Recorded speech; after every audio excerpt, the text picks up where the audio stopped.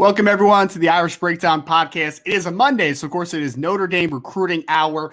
Have an exciting weekend of news and notes to talk a little bit about after this victory. First victory of the season and in the career of Marcus Freeman at the University of Notre Dame as the head coach. Of course, they beat Cal 24-17, and it was another home game, which means, Sean, we know that we had some recruits that were on campus that we need to get to, obviously. So I guess a good place to start with, Sean, before we get into this week, because what we're going to kind of do on the show today, we're going to talk about a lot of the high schoolers in action this past weekend, some of the outstanding performances. We're also going to do a little college football roundtable in the second section where we're going to talk about some of the games that really stood out to us this week. And then we're going to hit a mailbag. But, of course, I'm Ryan Roberts, Director of Recruiting here at Irish Breakdown. Sean Davis, recruiting analyst here. And, Sean, I think a good place to start would be the visits that happened over the weekend, man, because there were a couple guys that we wanted to, and if you're not on the Irish Breakdown message board, you should join it at boards.irishbreakdown.com, because we're going to go over a lot of the information here, but we've had continuous updates, a lot of intel that have been kind of rolling through over the last several hours. And we already had a question that I wanted to pull up here, Sean, because this was a recruiting intel piece that I put up this morning by SN Domer. So if you want to update a legit update on Jeremiah Love, 2023 running back out of Christian Brothers Academy in St. Louis, Missouri. That was on the board this morning, I think about 7 a.m., 7:30 a.m. Eastern time. So we've been on this one, man. So start there, though, Sean. I want to talk about Jeremiah Love. I want to talk about Taishan Lyons, star receiver out of Tennyson High School out there in Hayward, California. Let's start with Love, since Base and Domer wanted to start there. So kind of painting the picture here, Sean, and then we'll kind of talk about what happened this weekend. So Jeremiah Love was not on campus at Notre Dame this weekend. He was on campus at Texas A&M, which is expected to be his last visit until he makes his final decision on where he intends to commit to for his college decision. So we have felt very strongly over the last 2 months, probably, that Jeremiah Love was in a really good spot with Notre Dame. Notre Dame was in a really good spot with Jeremiah Love. It was kind of reciprocated interest, obviously. So we wanted to talk a little bit about the Texas A&M visit, because this was the last one. And for a few weeks now, probably at least a month, Texas A&M and Notre Dame have kind of been the two teams, right? Like there's been other teams that have been in the mix, sort of, like the Michigans of the world. Oregon tried to come in kind of late. Alabama was in for a long time before they got commitments from Justice Haynes and Richard Young. So there's been a lot of really high-profile teams and programs that have been after Jeremiah Love. But we felt good that Notre Dame's been in a great spot. So he visited Texas A&M this past weekend. And, Sean, I was told by sources close to Jeremiah Love that, first and foremost, love the atmosphere at Texas A&M. And how couldn't you, man? I mean, they have the 12th man, right? So it's a really nice game day atmosphere. And they said the student section, the crowd in general, was just uproaring and had a great time in their 16-9 defeat over the University of Miami. So a nice win, obviously, for Texas A&M, and top 25 victory for them. And I think Miami was number 12 going into that game, right? So it was a very good win for Texas A&M. So they talked a lot about, hey, it was a great atmosphere, had a great time, yada yada yada. But one quote that I got from a source close to him, Sean, was, but it didn't seem to move the needle that much for this recruitment, right? So I still feel very positive for Notre Dame's chances here. And we are in decision-making mode now time, right? The last update I gave before this one, my sources had told me that basically they don't want it to go past September. Like they didn't want it to go past August, but of course they want to get mom up to South Bend and meet all the coaches, all that good stuff. It's decision-making time now for Jeremiah Love. They're going to leave it. The parents are leaving it up to Jeremiah. They, of course, have their influence. Like, these schools make a lot of sense, kind of painting the picture of what makes the most sense. But at the end of the day, this is Jeremiah Love's decision. And I personally still feel really good where Notre Dame is at. But we will know now, I think, in a couple weeks on what the final destination is for Jeremiah Love. And this is debatable, Brian. And I think a lot of people in the chat might push back a little bit. I've been asking the question, in spite of being 1-2 and what we've seen in the first 3 games, big picture, how do you feel about the direction of the program?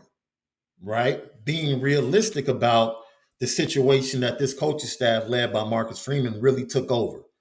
Not looking at what the previous records were in the 3 previous seasons. Like realistically, when you looked at the roster and the lack of depth, understanding that and seeing the progression that we're seeing, how do you feel?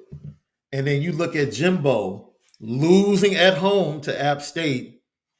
Like, how do you feel about that program big picture? Because he's been there a long time, right? It's like he should be further along, in my opinion, than he is. And you have Marcus Freeman at the genesis dealing with the same struggles that Texas A&M seems to be dealing with right now. Quarterback play, offensive line play, and they probably have more explosive guys at the skill positions, right? They're supposed to have a dominant defensive line, and they're still struggling in the secondary.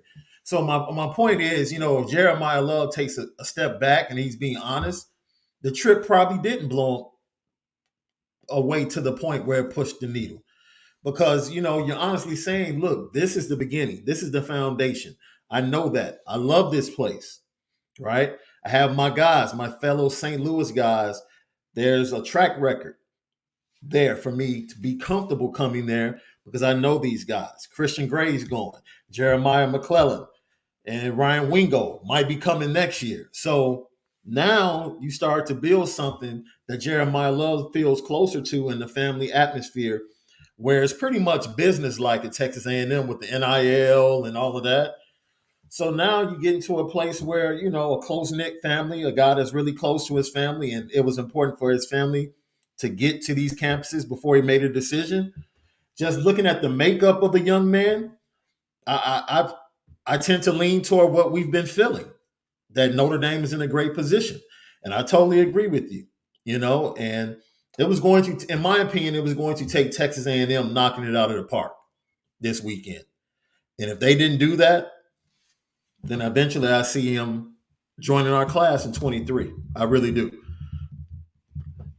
It was interesting, Sean, because, so they had a victory over the number 12 team in the country in Miami, right? It was a really nice weekend for Texas A&M. And the fact that I still got the news that, it hadn't really moved the needle much, that did surprise me a little bit. I'm going to be honest, man. I was like, this is how I kind of thought the weekend was going to go. Notre Dame has a pretty clear lead in the Jeremiah Love recruitment. Alabama has a big win over Miami. They do pretty good stuff. Devin A-Chain, their star running back, had a pretty solid game for Texas A&M. And I thought that would move in slightly, right? I thought that you would kind of come out of there and you'd be like, okay, maybe they close the gap a little bit. At the end of the day, even if they closed the gap and didn't overtake the gap, it doesn't really matter because if Notre Dame's the leader, we're only had a couple weeks left, right? That's kind of the end all be all to me. But I was personally a little surprised that the needle maybe didn't move as much when you consider that they just did have a big win at home in Kyle Fields. Yeah, you have spent most of your time in on this and being locked in and giving great intel from start to finish. And it's very similar to what I feel early on in the Justin Scott recruiting. They're just Midwest kids, man.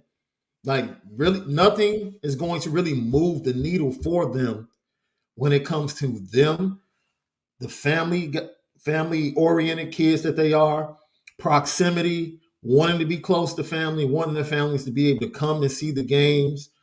That's just who they are. And I don't really think anything is going to wow them and move them away from who they are. It's the similar thing with Jeremiah Love. I've said this, Christian Gray has been telling me for 3 weeks he's coming. Don't worry, he's coming. And I'm like, okay, all right.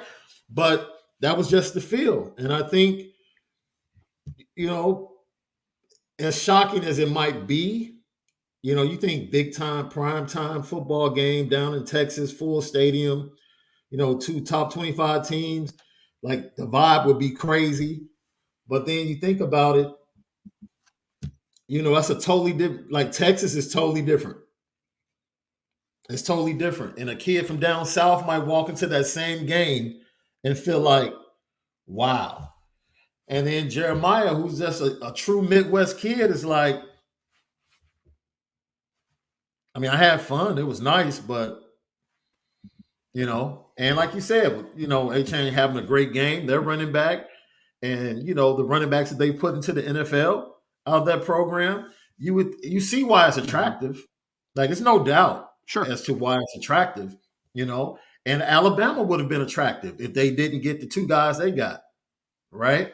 Right. But it would have taken, in my opinion, Alabama and Texas A&M are two different things.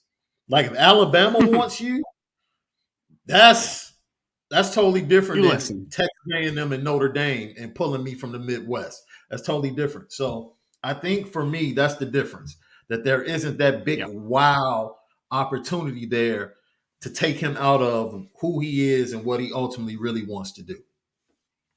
He has his priorities straight. The family has their priorities straight. If you know anything about the family, the dad is a retired military member, and he is very, they value education in that household, right? And I'll tell you this very, very forward here. Texas A&M and other schools can offer something that Notre Dame can't. I'll leave it at that, right? But at the end of the day, I think that the priorities, and I hope you got that subtle cut I just had at those types of programs, but we'll talk about that another time. But it's something where I feel like Jeremiah Love clearly has an understanding, and his family have a clear understanding for what they're looking for. I mean, the kid wants to go pre-med, Sean. He's a really, really smart young man. If he's not going pre-med, he's going to go into some type of engineering, some engineering that's way over my head, right? He's an intelligent cat, and he understands because I know at one point he was even talking about Stanford to me is a team that hey, he's interested in because he values education heavily. He's like a Braylon James in that regard, right? Incredible athletes. But at the end of the day, they're well-rounded athletes, right? They're well-rounded people. So it's going to be interesting to see kind of the last couple weeks kind of leading up to it. But I think that we will have a conclusion to this recruitment pretty soon here, and I like where Notre Dame is. The other guy I want to talk about, Sean, a guy that was on campus for the first time ever, Mr. Taishan Lyons, Tennyson High School out in Hayward, California. This one's been interesting, Sean, because this one is something where, and if you haven't followed along with our recruiting hour, 2 weeks ago, we talked a lot about Taishan Lyons after he had 303 yards on 8 catches and 3 touchdowns. He's a dog. By the way, don't know if everybody saw it, but On3 just had a recruiting update where now Taishan Lyons is ranked as the 129th ranked player nationally. So he's taken a rise now, man. Couple other rankings we don't want to talk too well of, Sean, because I don't know if you saw, but Don Schuler's no longer in the top 300. Rico Flores dropped out of the top 300s. What are we doing? What are we doing? Yeah. It's a real joke, man. It really is. But so Taishan Lyons, though, that being said, he had a nice ranking boost up to number 129 in the country. He was on campus for the first time.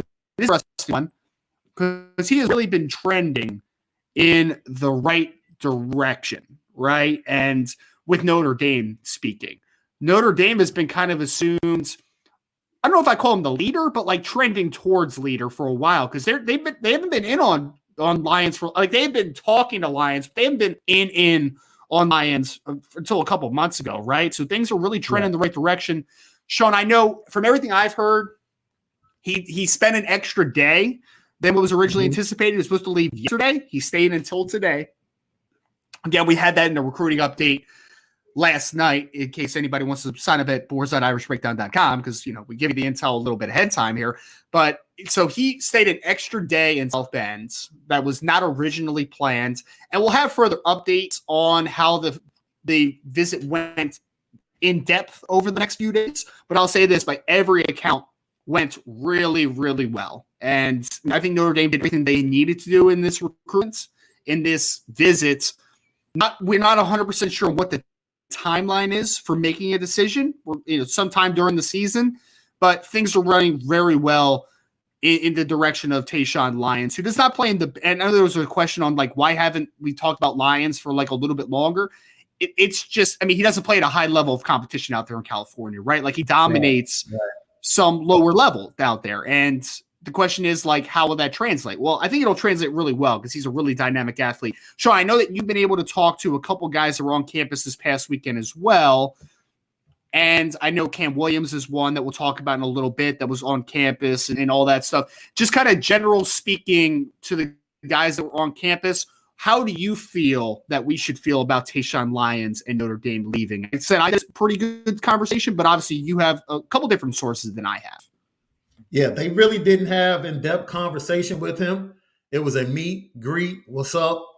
But I think, we got from the conversations I had with those guys, it felt like there was a full court press being put on for Taishan to make sure his experience was what he felt and what he tweeted about. So Notre Dame hit it out of the park. And with that being said, the commits kind of were introduced to him. And then they kind of like moved him and his family on to the next thing because they had everything planned out. So, like I said, they met him, they dapped him, but didn't really get a chance to have a full conversation with him. But they're looking forward to him coming back. That was something thrown out that there might be another return. Hopefully, the second return to a game will be as a commit to the 2023 class. Yes. That would be fantastic. Yep. And I'll be very interested to see what the full timeline is because, again, he hasn't really put a public timeline out there as far as want to be committed by the end of October, November, December. We don't know. We don't 100% know. I think it'll definitely be this fall. There's no doubt about it. I wouldn't anticipate it, Trent, I wouldn't expect it to drag on that much longer, if I'm being completely honest. Just kind of everything I've heard behind the scenes and from their side of things a little bit, right? Everything is trending in a great direction. So Notre Dame knocked this one out of the park. It obviously helped obviously getting a victory was a nice little touch there, right? And he's a California kid. They saw him beat Cal, Berkeley, all that good stuff. So good things trending for Taishan Lyons there. There's no doubt about it. We have a lot more updates this week because we talked to a lot of kids, both uncommitted, committed, and kids that don't even have offers right now in the 2024 class. And I'll say one thing that you said, Sean, that I agree completely of. It was just kind of reiterated. They did the staff and the recruiting staff in both in large did just a tremendous job kind of isolating these kids and really giving them all the attention that they needed, right? Yeah. I really felt they did a great job kind of curtailing the recruiting process to each individual kid to really make them feel comfortable. So shout out to the Notre Dame coaching staff and recruiting staff for this recruiting visit during the Cal weekend because I think that they did an absolutely tremendous job. So, yeah. And that's kind of the staff should be commended. Right? Because one thing they have not done amidst this troubled start is drop the ball when it comes to recruiting. They have not been deterred when it's come to the recruiting trail. They are on the same wavelength, pulling on the same rope and going just as hard, even at 1 and 2 right now. So you love to hear that. It goes to the point you just made. No, absolutely, Sean. And I love you kind of adding on to that one. So that's the visit updates, both for Notre Dame this past weekend and Notre Dame commit, obviously, and Jeremiah Love, who was down at Texas A&M. So, Sean, we want to move into, obviously, the reason we're here, though, man. We want to celebrate kind of the class that Notre Dame has kind of in store already. And I came out with an article that was live this morning, just kind of talking about a lot of the commits in this class and the performances they had in their high school games over the weekend. I'm actually going to drop it for the people that we're live with right now, in case you want to take a look at the article or if you want to, just kind of follow along with us. We'll be working through a few of these players today, maybe not touch on every single one because we have some more stuff that we want to talk about, obviously. I know Sean is fired up to talk about a little college football action that we saw this past weekend. So we want to get to that, of course, but it is the recruiting hour here. So, Sean, where are we going to start, man? You tell me. You want to start with quarterbacks? I feel like that's always where we need to start with. But yeah, that's the spirit. That's the point.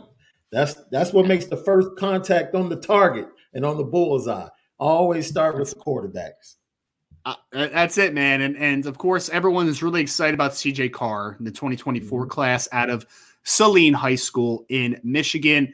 And Sean, I mean, especially with the Tyler Buckner injury and some inconsistencies at quarterback just so far this season, a lot of people want to talk about quarterbacks. And I get it, man. Trust me, quarterback is the most important position in sports, not in football, in sports. There's no doubt about it. So let's talk about CJ Carr, who, again, Saline is now 4-0 on the season. They defeated Monroe 40-0 this past weekend, Sean. And he was out of the game, I think he had one series into the third quarter, if I'm not mistaken. It was just It was an ugly game, man. He was 19 of 22 passing, 219 yards, 2 touchdowns, very efficient. Did not make many mistakes in this game. Also ran for 58 yards and another touchdown. I mean, Sean, like this game was basically, all due respect to the Monroe program, but this was Menemen's boys, if we're being honest, from CJ Carr.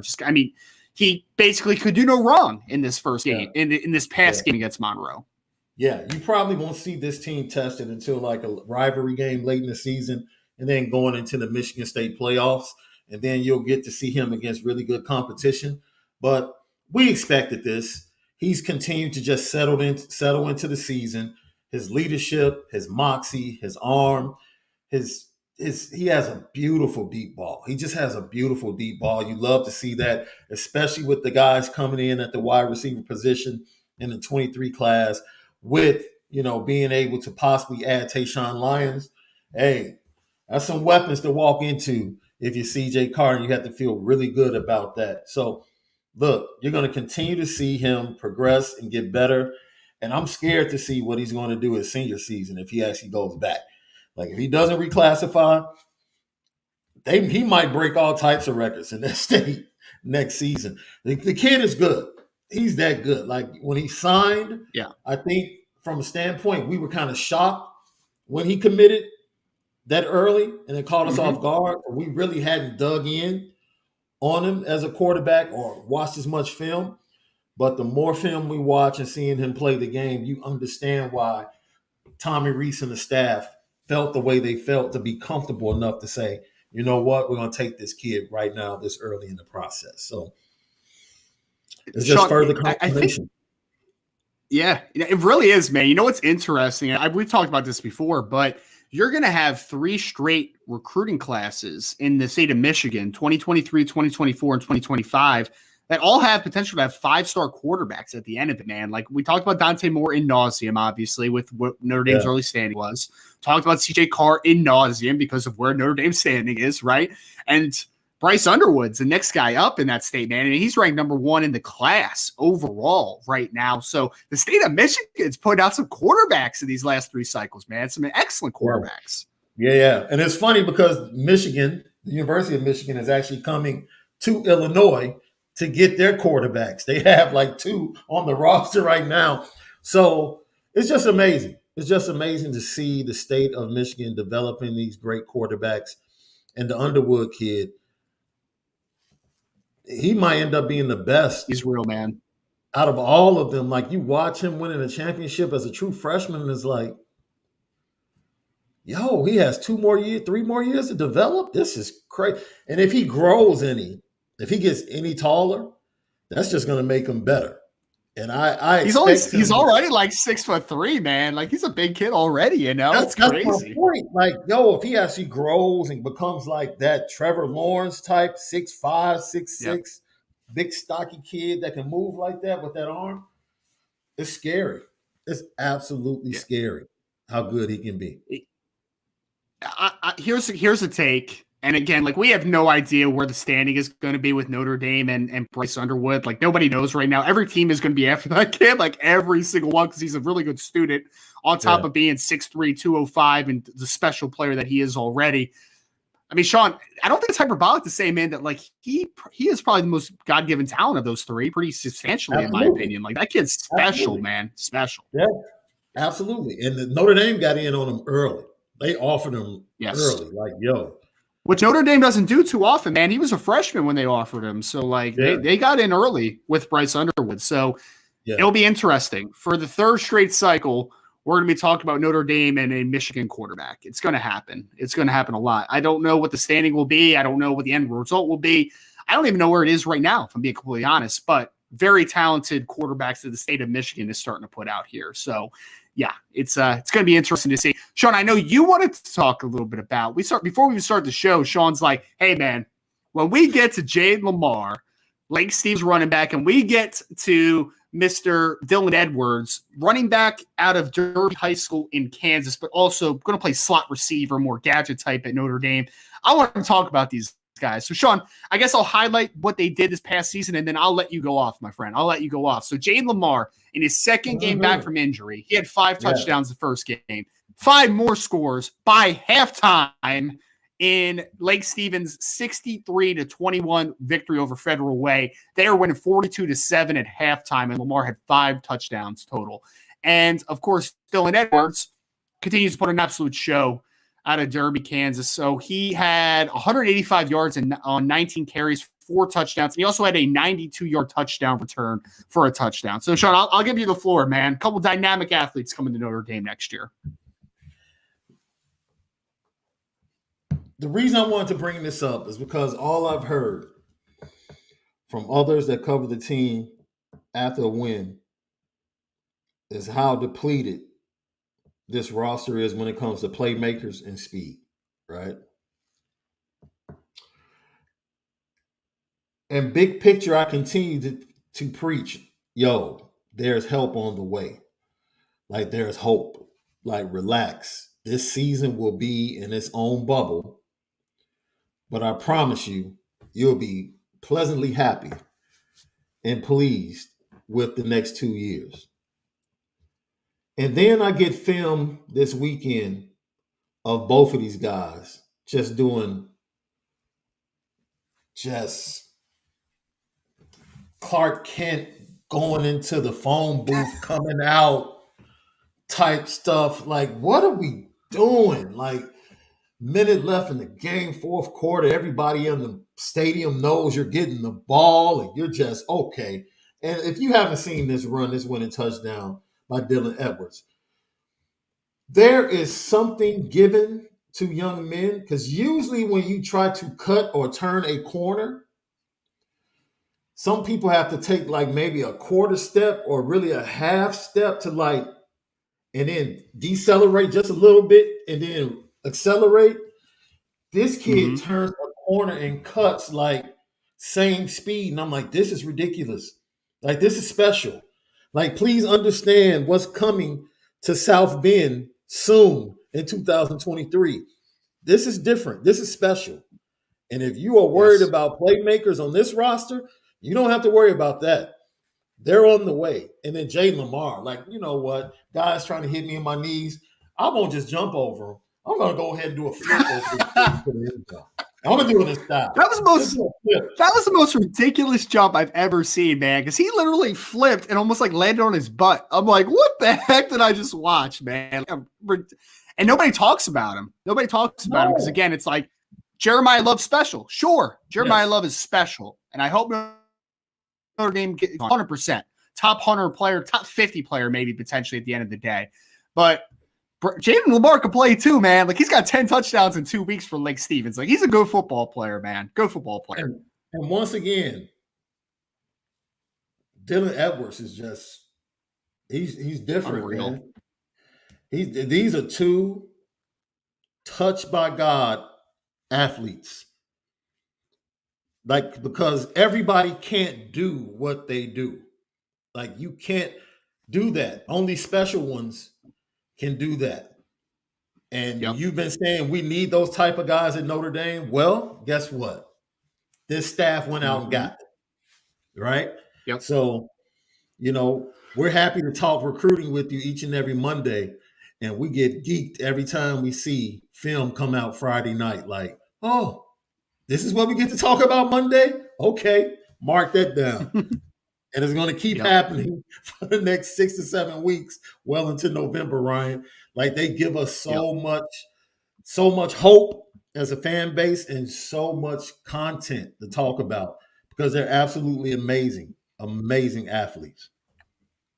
I'll tell you this, Sean, every single week, man, the recap piece that I come out every Monday, it takes me hours to write, man, because I'm like, they're just doing so much stuff and all these clips are crazy, man. Like, I'm just collecting these box scores and these highlight videos. I'm just like, what the heck, man? Like, and I'll say this, and this is a claim that I'm going to make, and I don't care what anyone thinks about it. It's fine.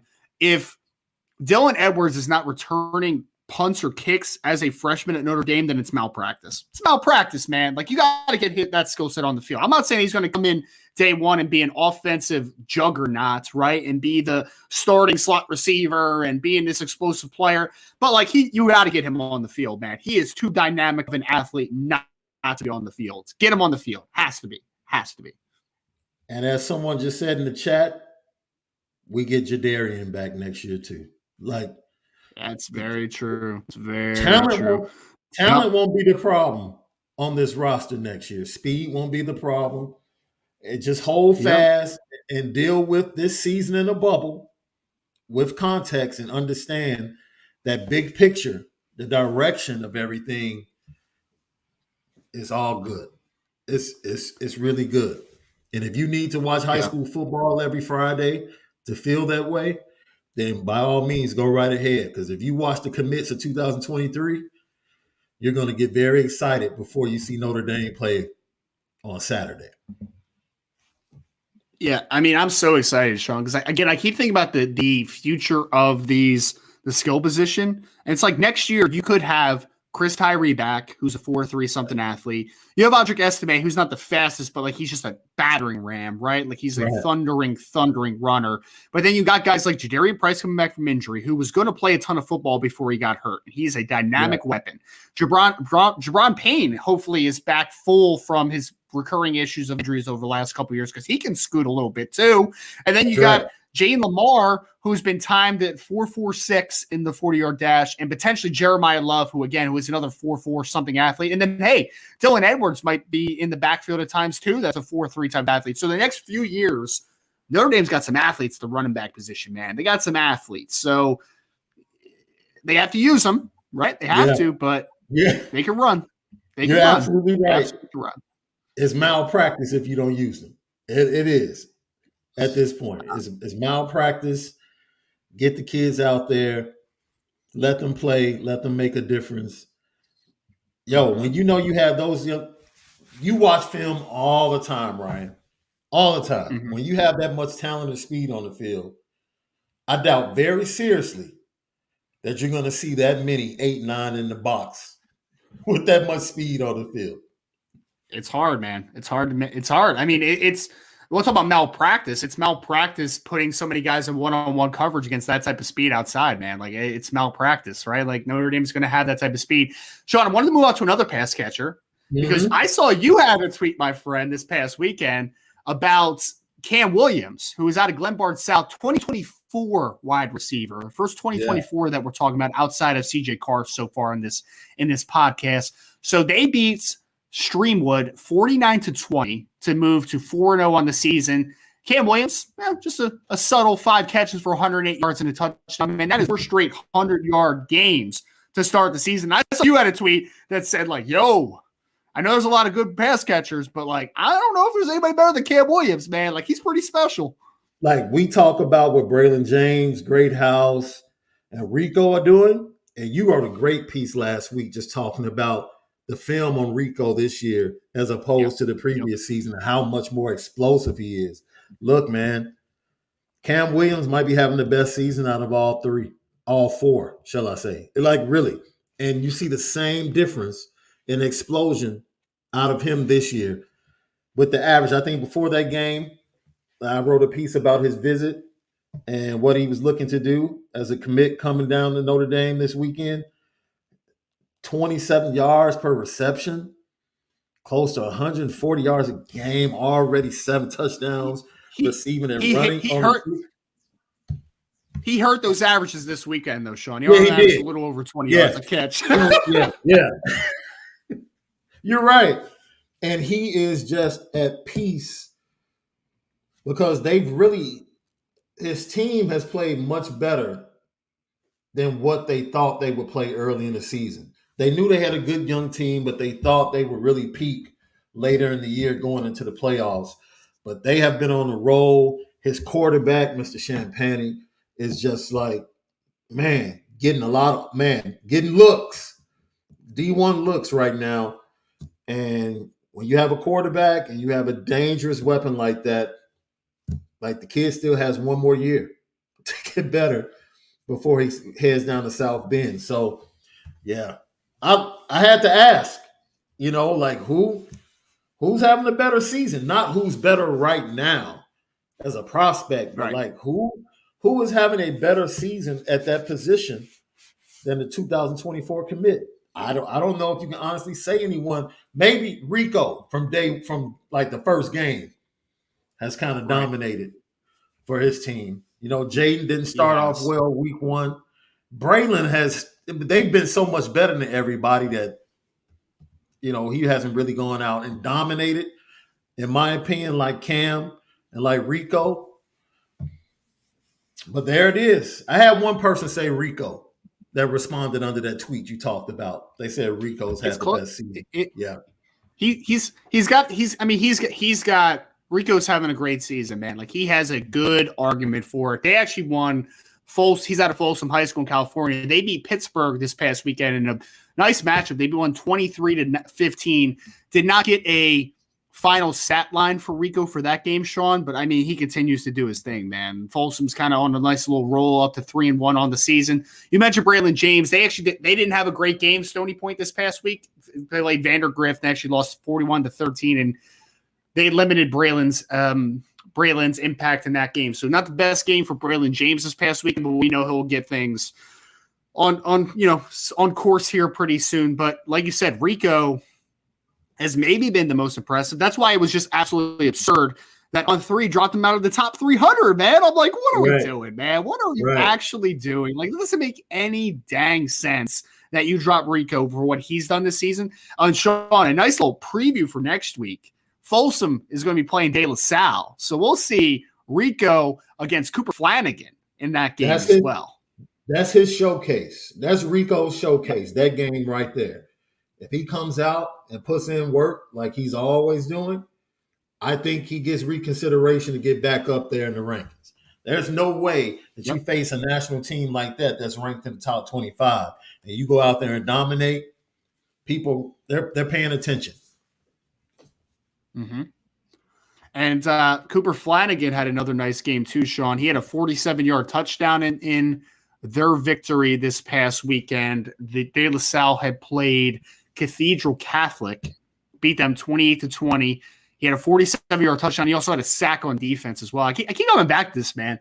I think he could play defense on the college level, and I think he could do it really well. But that's, again, going to be a good tight end on the next level, though. There's no doubt. Jack Larson, also another dominating victory for his team, Sean, 49-14 over Providence. Charlotte Catholic, is now up to 3-1 on the season. They have a huge matchup next week. They're going against Independence, who's 4-0 on the year. So we'll have to keep a lot of tabs on the 2024 commit, Jack Larson, tight end out of Charlotte Catholic in North Carolina, as he heads into a big week. Offensive line-wise, again, man, I feel so bad, Sean, because we can't really highlight stats, man. Like, we'll talk about the victories and the losses and the big performances from their teammates, but like, you can't. I mean, I don't have a pancake count for how many pancakes Charles Jagasaw had this past week, right? But Oliveman, unfortunately, did lose to Sterling. They dropped their third straight, 69-0. So a tough one for Charles and his team. Pinnacle got back on the winning way. They beat Queen Creek 39-13. Of course, Elijah Page is the star left tackle for Pinnacle High School. I want to save Sullivan Absher for a second, Sean, because I'm going to read some stats that are pretty nutty for his team. But Sam Pendleton was on the wrong end of a 37-3 loss against East Forsyth High School out there in North Carolina. Joe Otting continues their dominance so far for Hayden High School in Kansas. 3-0 so far, beat Rossville 55-34. And Sean, I just said I can't really read off stats for offensive linemen, but you know what stat I can read off? Sullivan Absher's team, South Point High School in North Carolina, they beat Stuart W. Kramer 47-14. Sean, on the day, they ran the ball for 491 yards on 56 carries. That's an 8.8 yards per carry. So if you've seen Sullivan Absher's film, man, you know my man can move the line of scrimmage a little bit. Pretty impressive day from that rushing attack. I would have loved to be in the hearts and minds of that defensive line midway through the third quarter, knowing they had a whole quarter and a half still to play. Like, we have to go through this for another quarter. I'm sure they were ready. They were begging for a twisted ankle or any injury. Like, sub me out, please. That's dominance. That is like taking someone's soul and just, that's running the same play in Madden over and over again against the computer. And you know the computer's not on going to rookie change. mode. Yes, on rookie mode. Like, It's sick, man. I saw that number because they were averaging about 300 yards a game rushing on the season. So like they've been doing that to everyone. But 491 yards, man. Is this Navy? Like this sounds like a really good Navy team right now, man. Like it is absolutely absurd.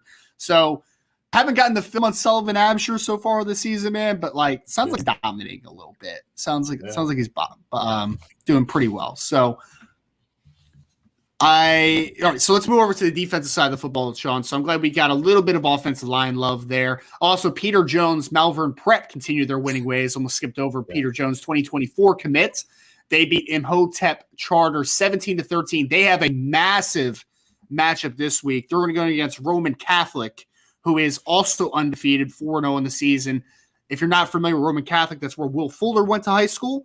And also they have Taishan Lyons, who is a 2024 wide receiver, top target for Notre Dame on the wide receiver board as well. So it's going to be a fun matchup. So defensively, Sean, Boubacar Traore got his season kicked off for Catholic Memorial out there in Massachusetts. They played LaSalle Academy, 47-7 victory for Boubacar Traore and his team. Also, Gerby Lambert's on that team. He's a star offensive tackle in the 2024 class. So they got a nice victory to start their season. Armel Mookum out of Woodbury Forest. They defeated Georgetown Prep 29-28. Really impressive football game. And Armel's able to get back on the winning ways after a loss in week 2, but now they are sitting at 2-1. Your boy, Brandon Davis Swain, Sean, you saw that video he posted. And I know there was a question about Brandon Davis Swain, so we're going to talk about that in a second, actually. They won, though, 35-27. Closest game of the year they've had so far. They are 4-0 on the season, West Bloomfield, so out of the state of Michigan. So, Sean, I think we should talk about this, though, for a second. Someone asked in the chat earlier about Brandon Davis Swain visiting Michigan this past weekend after this game. So, I mean, we'll talk a little bit about this, right? He went there with his teammates for one. It's the kind of the home state team, right? Yeah. It wasn't like he went there just, official, unofficial visit type of thing, right? Like he went with people to the game. People asked on the board, should we be concerned about this? I said no. And of course, people are like, oh, you said the same thing with this guy. And I'm like, okay, not everybody's Keon Keeley, right? Like not every situation is going to be exactly the same. But I am personally not worried about Brandon Davis Swain, but I want to give you any input that you wanted to kind of drop on that as well. To be fair as well, Brian Driscoll, early in the process, when Keon Keeley committed, said put him on the side of possible decommitment. He was very honest about that, just knowing the situation. And it played out, unfortunately, that it went that way. But it's the same thing we say about him. It's the same thing we say about Peyton Bowen. I'm sure we'll get to him in a couple of minutes because people want to know about him. But, yeah, nothing to talk about. I reached out to him. He said he enjoyed it. Said they just went over there, had a big win. They enjoyed the game. And they said they'll probably go to a Michigan State game this year as well. That's what kids in Michigan do. They have opportunities to go watch the Spartans. They have opportunities to go watch the Wolverines. And that's what they do. I'm sure, I don't know. It was unofficial, so I don't know if coaches really had an opportunity to say anything to him or talk to him. But him and his dad are locked in with Coach Washington. I'll leave it at that. Yeah. No, it's really well. So we don't have to spend too much time on it. But, I mean, at the end of the day, right, like if I'm committed to a school when I was in high school and my dad was like, hey, you want to go check out this game with like a couple teammates? I'd be like, yeah, let's go check out this game that isn't the other school, right? Like it's not every game, not every situation is created equal, I guess is what I'm trying to say, right? Like it doesn't have to mean anything. It could mean something. But it doesn't have to mean anything. It's kind of the whole point. So another difference. I believe Keon, the majority of his recruitment was with the former staff. The majority of his recruitment. Because I think when he committed, the coaching staff was still under construction as far as Marcus Freeman. And then he got an opportunity to meet Al Washington. But Al Washington, from start to finish, has been there with Brandon Davis Swain as more of a connection. And hopefully that makes you feel better. But Brandon Davis Swain was adamant when he committed April 23rd, the weekend of the Blue and Gold game. I committed today because of Coach Al Washington. That's his direct quote. Right. So you have to feel better about that situation. And I think it helps too, Sean, that, and again, we know one game isn't everything for recruits, but Notre Dame did struggle the first couple weeks on the defensive line. But this past game against Cal, again, not a great offensive line, but you saw Isaiah Foskey have a really good game. You saw Jason Amalola have his flashes. You saw Howard Cross had a pretty solid football game. You saw Jacob Lacey dominate, right? So the defensive line just had a really nice showing. And for a player like Brandon Davis-Swain, that's kind of a strong side defensive end that can also play a little inside and do all that type of stuff, had to be nice to see a lot of different guys getting after for Notre Dame this past week. So it's kind of just touching base real quick on Brandon Davis-Swain. So a couple other players that we'll talk to on the defensive side of the ball. Asked about the Denton Geyer boys. So we'll get there. We're giving our big guys some love though first. Devin Houston, team, St. James School out in Maryland. They played Williamsport this past week, Sean. They defeated them 43-13, dominating win. 4 total tackles for Devin Houston, a tackle for loss. I think he had a sack and a half. It was just, ridiculous game for Devin Houston, who I think is also one of the more underrated football players in this class. And the last defensive line we're going to talk about, Owen Wafel, man, the Hun School. Off to a really good start, by the way.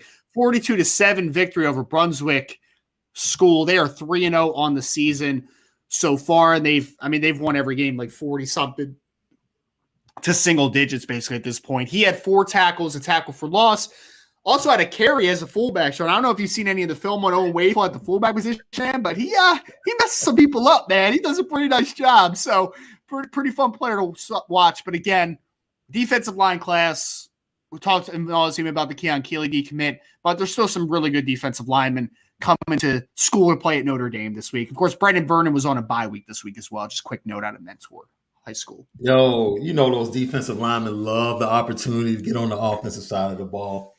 They already think they're some of the best athletes in the world at their size. So, you get a guy like that. That clip was amazing. Devin Houston, like you said, you talked about him being a man. He was rocking with Cam. He was rocking with Drake all weekend. They had a great time just having him back on campus. His film, to me, has been a little bit better. I'll be honest with you, Ryan. Okay. If I had my preference, I would have rather had the other guy that ended up at Ohio State in a vacuum. If you had just asked me, like, which one would you rather have? Would you rather have Houston or would you rather have this kid? Mm-hmm. And I would have probably said the other kid. I was just worried about Houston. Yes. Okay. And I'm like, okay. And I started watching Houston's film a little bit more, and I was like, you know what? Okay. Yeah, I see what they see. And it probably was my bias knowing that he started out in Canada, and it's like, okay. Maybe like the Chase Claypool effect, but the more I watch him, the more I kind of fall in love with his film and what I see. And it's like, okay. And from what I hear, and this is something that was told me by one of the guys that was with him this weekend, like, yo, he's a beast in the weight room. Mm-hmm. I hear he's a beast in the weight room. So Matt Bayless is going to love getting this kid. He's going to love getting this kid. By the way, I finally saw that Chris Smith play you guys were talking about with the one. Like, okay. That's ridiculous. He's got a little strength, man. That's ridiculous strength. A little bit. Yeah. I mean, he's a very strong kid. I mean, a couple of nice players came out of the Ivies this past year, man. From the Chris Smith giving Notre Dame some rips inside, and John Sott, right? I mean, he's been a tremendous player so far. Yeah, Sott might be MVP. He's played really well, man. A position that was looked at as a weakness has turned into a clear strength for Notre Dame now. So, and again, I know, we've gotten so many great questions already in the chat. Just want to let everybody know we're going to save that until our mailbag at the end, all the questions. But you can put questions in as anytime as you want. I'm going to keep starting them, and then we'll hit all your questions at the end. So keep dropping them in, man. Some great questions for later in the show. I can't wait for it. So defensive line-wise, Sean, we kind of covered it. Jane Osbury's team University Lab lost to Catholic BR 31-21. A little bit of a tough loss for them. Drake Bowen's team, man. Andrean, they are now 3 straight victories, up to 3-2 on the season. They dominated Highlands 42-7. Drake's been making plays on the offensive side of the football, catching the football, running the football, defensively. Like, he does everything for that team, man. So, big-time player, no doubt. And then another one, Sean, another linebacker, Central Catholic, big victory over St. John's Pope, 17-7. Don't know if you saw the highlights of that game, but Preston Zinter had a forced fumble and fumble recovery and an interception in that game. So, linebackers had a pretty good week overall, man. I was happy to see that Drake Bowen, after a couple losses to start the year, that his team has now kind of really gotten onto a good little groove here the last 3 games. Drake Bowen's going for the back-to-back in 2 sports at state championship. He's already solidified back-to-back baseball state championships, and now he's going for his 4th, hoping to get the back-to-back in football. And they start out, I'll share this a little bit. Drake and I, and his dad, we have a really good relationship, and we talk pretty often. And to say the least, Drake was really frustrated after the first 2 games, just really frustrated. And they lost to a good Maryville team. They're going to face a good Hobart team coming up. They both are 3-2 coming up this week. But they have recovered nicely. And the conversation was centered around something that he can probably relate to, going to and watching this Notre Dame team, the leadership having to step up. And he took that accountability and that responsibility to go ahead and lead. And you see what's changed with the outcomes the last 3 weeks. And they're going to continue to build. But the Notre Dame staff was there at the Andrean game, and they really weren't there to see Drake. Let me tell you something about Pat Clack. His athleticism is really starting to show week to week, and he's making big-time plays for them in the passing game, and they're really a run-oriented offense. But he's making big-time plays in the passing game, so keep your eyes and your ears out for the Notre Dame staff, maybe getting an offer to him sometime coming up over the next month, because he's going out and he's earning it on the field. And like you said, Preston Zinter, we said this when he committed. Like, if Preston Zinter is going to be, at that time, maybe one of your lowest-ranked guys in the class, you got a pretty darn good class. A pretty 100%. Darn good class. So, you have to love both of those linebackers. And Drake is on a mission. I'm going to tell you now. Drake Bowen is ready to be on campus right now. If he was allowed to work out with the team right now, he would leave high school right now if he could. He is that amped. He is that ticked off about his ranking and the disrespect he feels like he's getting, and he is ready to show up and make a difference and prove everybody wrong. And so that's the type of mentality of kid that you have coming into the program. And at that position, we've documented this the last 2 weeks on post games. There's going to be plenty of opportunity at that position when he shows up on campus. No doubt about it. I mean, Sean, can we say 2 notes real quick, right? One, I love the mention of Pat Clacks. Of course, he is a 2024 wide receiver who does not have an offer from Notre Dame right now, but we'll see. He's playing really well, to your point. Is there any doubt, though, that Drake Bowen's just going to be like maybe a multi-year, not multi-year starter, because I think that he could do that as well, but like a multi-year captain at Notre Dame, man? Like, he just gives me those vibes. Like, he's that type of leader. Yeah, and that's that vibe around him. Like, this kid, you go look at his pictures from this weekend, you see him at the front. Like, every time there's a picture of commits, he's at the front and in the center.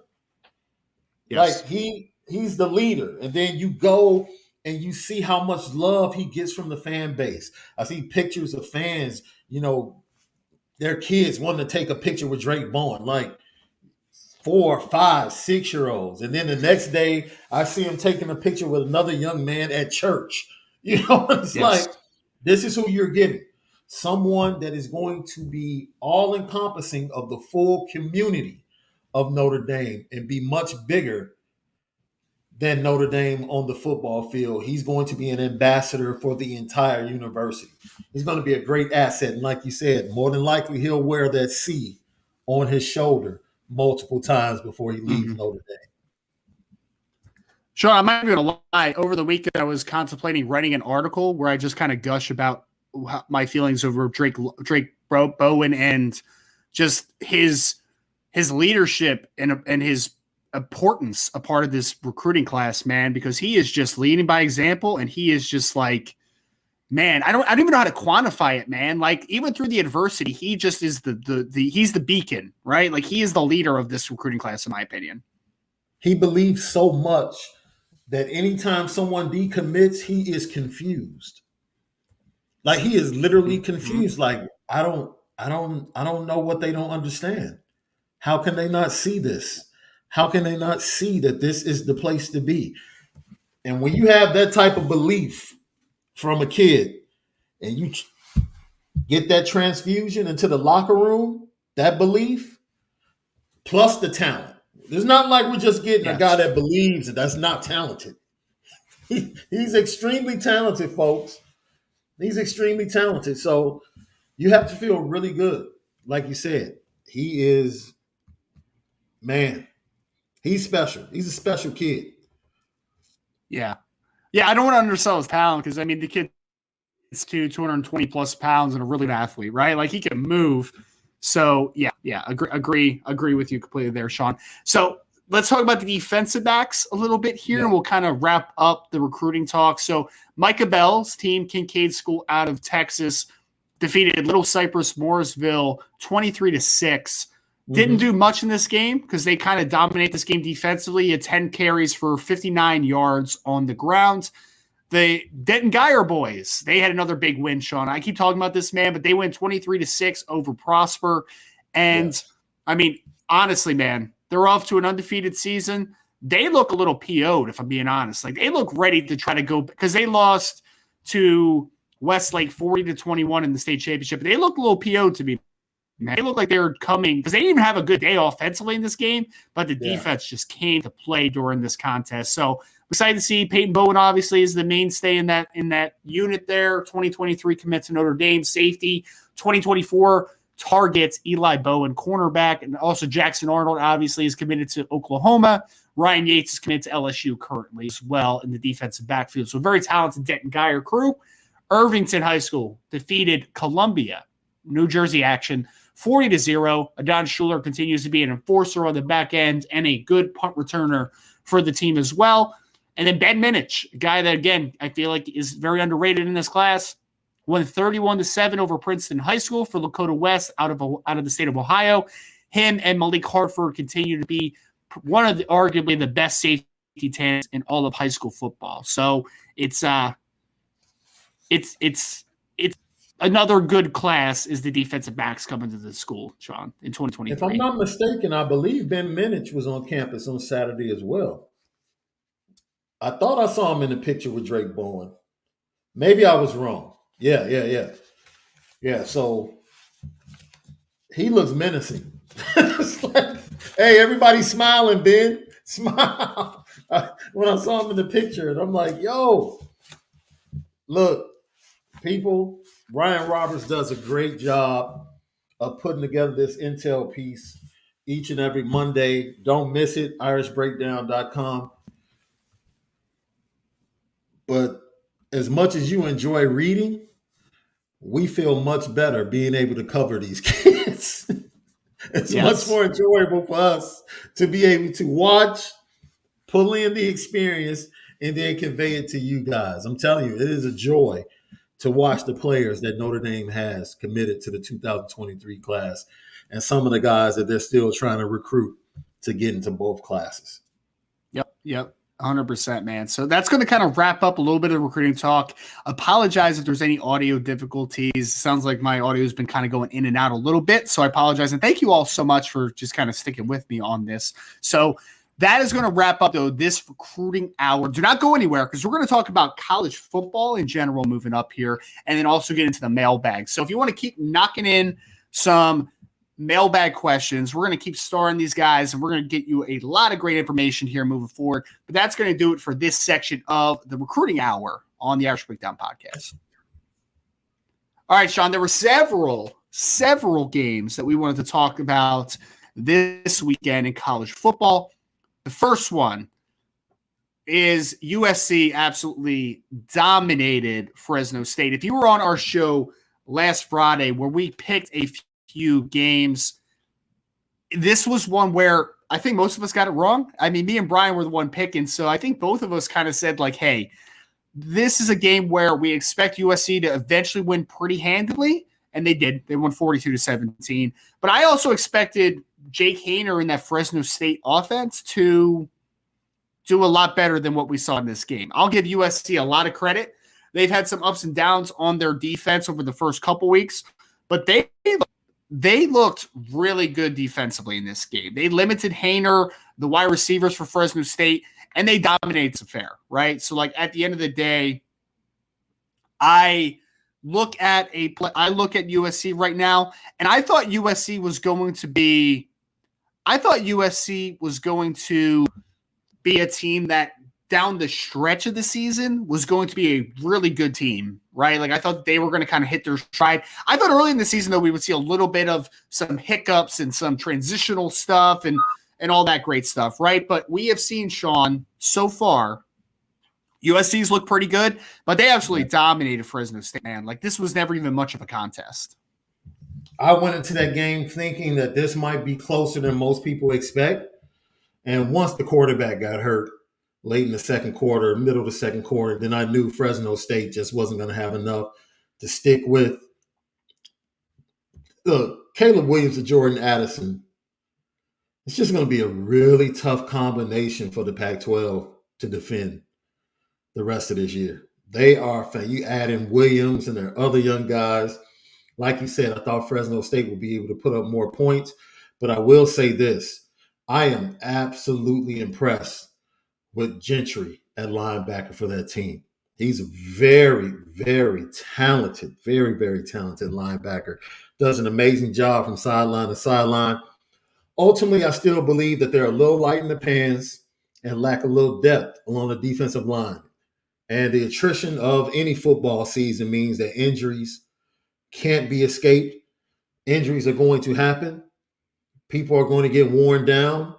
And in the middle of the season and late in the season, that's when USC defensively could face its biggest challenge just because of sheer numbers and their depth and their lack of it on the defensive side of the ball. So you talk about that, and you talk about that move and what's going on. Ryan's trying to get his signal locked in once again. Thank you for joining us on the Irish Breakdown Recruiting Hour. And now we're in the mailbag. The Pac-12 is very interesting because I didn't expect Oregon to come in and physically push BYU around the way they did, right? Pac-12 isn't known for physical football, but Oregon came in, especially after getting beat up physically by Georgia, that's not something to sneeze at, right? That game, if you have a tough-minded team and a good coaching staff, you use that game to really cause your team to know what they need to do. And I applaud the response of the Oregon Ducks after that game. Absolutely applaud the response. Like I said, USC offensively, Caleb Williams, his group of wide receivers, the running backs, they're giving so much room to their running backs that their running backs aren't really being touched until like 4 or 5 yards down the field. But once again, they really haven't played anyone physically that can handle them up front and cause them to be in third and long. They're always ahead of the sticks. And anytime you give Lincoln Riley free reign to use anything at any time on that offensive menu that he has, that's really small for most offensive guys. Most offensive guys like to have the big menus.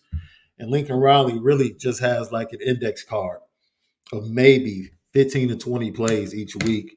And they just run the same plays from different formations over and over and over again. So it's great to watch that matchup between those two guys. Now, you move on and you talk about the matchup that was out there in Husky Stadium, which was an incredible matchup. Like, I think Ryan's on his way back. There you go, buddy. I was just talking about how Caleb Williams and his wide receivers are so Mhm. locked in that Austin Jones and Dye, they just have so much room to run. It's ridiculous. Like Yeah. they weren't getting touched until it was like 4 or 5 yards down the field. Like, and the Fresno State defensive front couldn't do anything. But my biggest concern for USC, every football season brings injuries and a trip. It just, someone's going to get injured. Players are going to be tired when they play multiple games of 80, 90 snaps in the Pac-12. And I just worry about their depth in the trenches as the season goes on. That's really the only thing that can kind of just flip their season on its head. Right. But from a skill position standpoint, they're amazing. They're amazing. Yeah. Jordan Addison's played exceptionally well so far. I mean, the wide receiver group is just dumb. I mean, Terrell Bynum is not even really playing the Washington transfer just because it's so deep. I mean, you mentioned Travis Dye just had 100 yards. Like, skill position's fantastic, man. Caleb Williams has taken a huge step. Like, offensively, from a firepower perspective, I've never had any doubts, Sean. Like, my biggest thing was, again, like you kind of just mentioned, I want to see how the offensive line played and the depth issue on certain spots, like defensive line, offensive line wise. They don't have a ton of depth right now because you're just taking over the team, obviously, right? So that's really what I want to see from this team. But like to your points, if they're playing at a solid pace, offensive line and defensive line wise, it's not many teams are going to be able to score with this team, man. Like they're going to, I mean, they're going to play a team like an Alabama or someone like that's just going to kind of give them a lot of fits, right? But like against most teams, USC is going to score some points. Like, there's no doubt. Oklahoma was the same way, though, under Lincoln Riley. Like, they're always going to score points. It's just, are they good enough offensive line-wise? Are they good defensive line-wise? Like, that's the question, right? So, interesting game. So, Sean, another one that was interesting, mentioned a little bit earlier with the Jeremiah Love visit to Texas A&M, but Texas A&M defeated 16-9 over Miami. And this was an interesting one, Sean. This is an interesting one because I think I picked this one. You picked this one too, right? I think, right? Or you had this one correct. Yeah. I think Brian may have had it the other way, if I remember correctly. So it was a little bit of a back and forth week as far as our picks. But this was an uglier football game than I anticipated. I didn't expect like a crazy high scoring affair, but it was a little more low scoring than I anticipated as well. I mean, I thought that I'm not the biggest fan of the quarterback from Miami, Tyler Van Dyke, but I mean, they held that team to 9 points, man. Like that was defensive showing for Texas A&M. They were dominant in the trenches in this game. But I think there is a worry though, is the fact that Max Johnson did not look great at quarterback for Texas A&M. So like, I feel this is the team that you're going to see. 1 week they play against a good team and they'll win, and then the next week they'll play against App State, right, and lose 17-14. Like, I just think this is such a roller coaster of a team. Yeah, I think the performance by Van Dyke, I don't think he was at his best. Yeah. It's not the best film he'll put out there for, NFL scouts. But at the same time, he was going into College Station without his top 2 receivers, if I'm not mistaken. And young receivers drop balls. Looked like he held on to the ball because he was waiting for guys to get open. So you might give him a little bit of a pass against a tough team in the trenches like Texas A&M. But coming behind what App State was able to do, down there, you figured that Miami would actually go ahead and be able to improve upon that against that A&M defense that was struggling from a depth standpoint in the secondary that game. Because they have some injuries that have really hit their secondary. So you thought Van Dyke would be able to attack that secondary and, but I thought the Miami team competed. I really did. I came away impressed with Miami, saying, okay, similar problems. Like they can compete. The quarterback play is really not where you probably want it to be to compete at this level and win a game like this. But the coaching staff is headed in the right direction to go down there and compete like that, in my opinion. Well, that was my whole point, Shaw, with Miami is I like Miami a couple years from now. Like I think that they're going to do. I think Mario Cristobal is going to do a really good job with that program, and I think that he's going to recruit at a high level. And again, game day coach, I think he's solid. I wouldn't call him great, right? But I think Miami is going to go in a really good direction because I think they're going to get a lot of talent there. It's just for this week, I just don't think they're quite ready, right? Like I didn't think they were quite ready. They're a couple year from now team. Doesn't matter much about this year, but I do think Miami is going to trend in a really good direction. I think that's good for college football, man. I want to see Miami good again. I want to see them good. Are they dangerous enough to be an ACC dark horse this year? Yeah.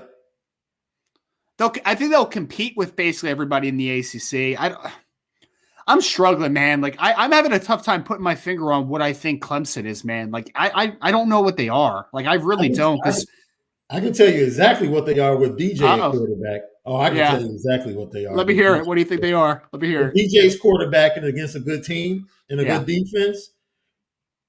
Yeah, they're going to have to simplify things. They won't be as explosive. They'll take some shots down the field, but they're going to lean heavily on Will Shipley.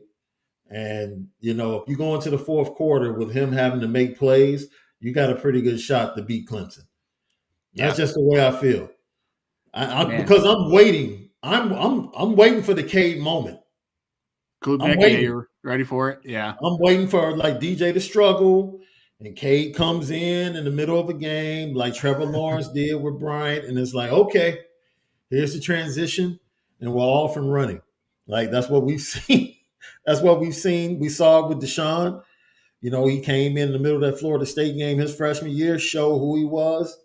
And it was like, okay, we see the future. Same thing with Trevor Lawrence. Okay, we see the future. I think it's going to happen eventually to sometime this year because it's one thing to play teams non-conference, but then it's one thing to play teams that have seen you for two seasons and know how to attack you. And if you have not improved on those things, you're going to get exposed. Like you're flat out just going to get exposed. And I'm waiting for the conference schedule. That's where I'm going to judge Clemson and DJ. Because talent-wise, they're better. They're better than everybody else from a talent standpoint in the ACC. But that matchup, if they do play Devin Leary and NC State, a quarterback that can actually maybe put up some points on the defensive backfield and weather the storm of that front seven, those are the games that are going to be really interesting to me. Man, that weathering the front seven, though, is going to be a challenge. That front seven is I'll say this, man. Everybody knew about Miles Murphy. Everybody knew about Brian Brissy. Everyone knew about Trenton Simpson. Like, Trenton Simpson was a baller last year. Yeah.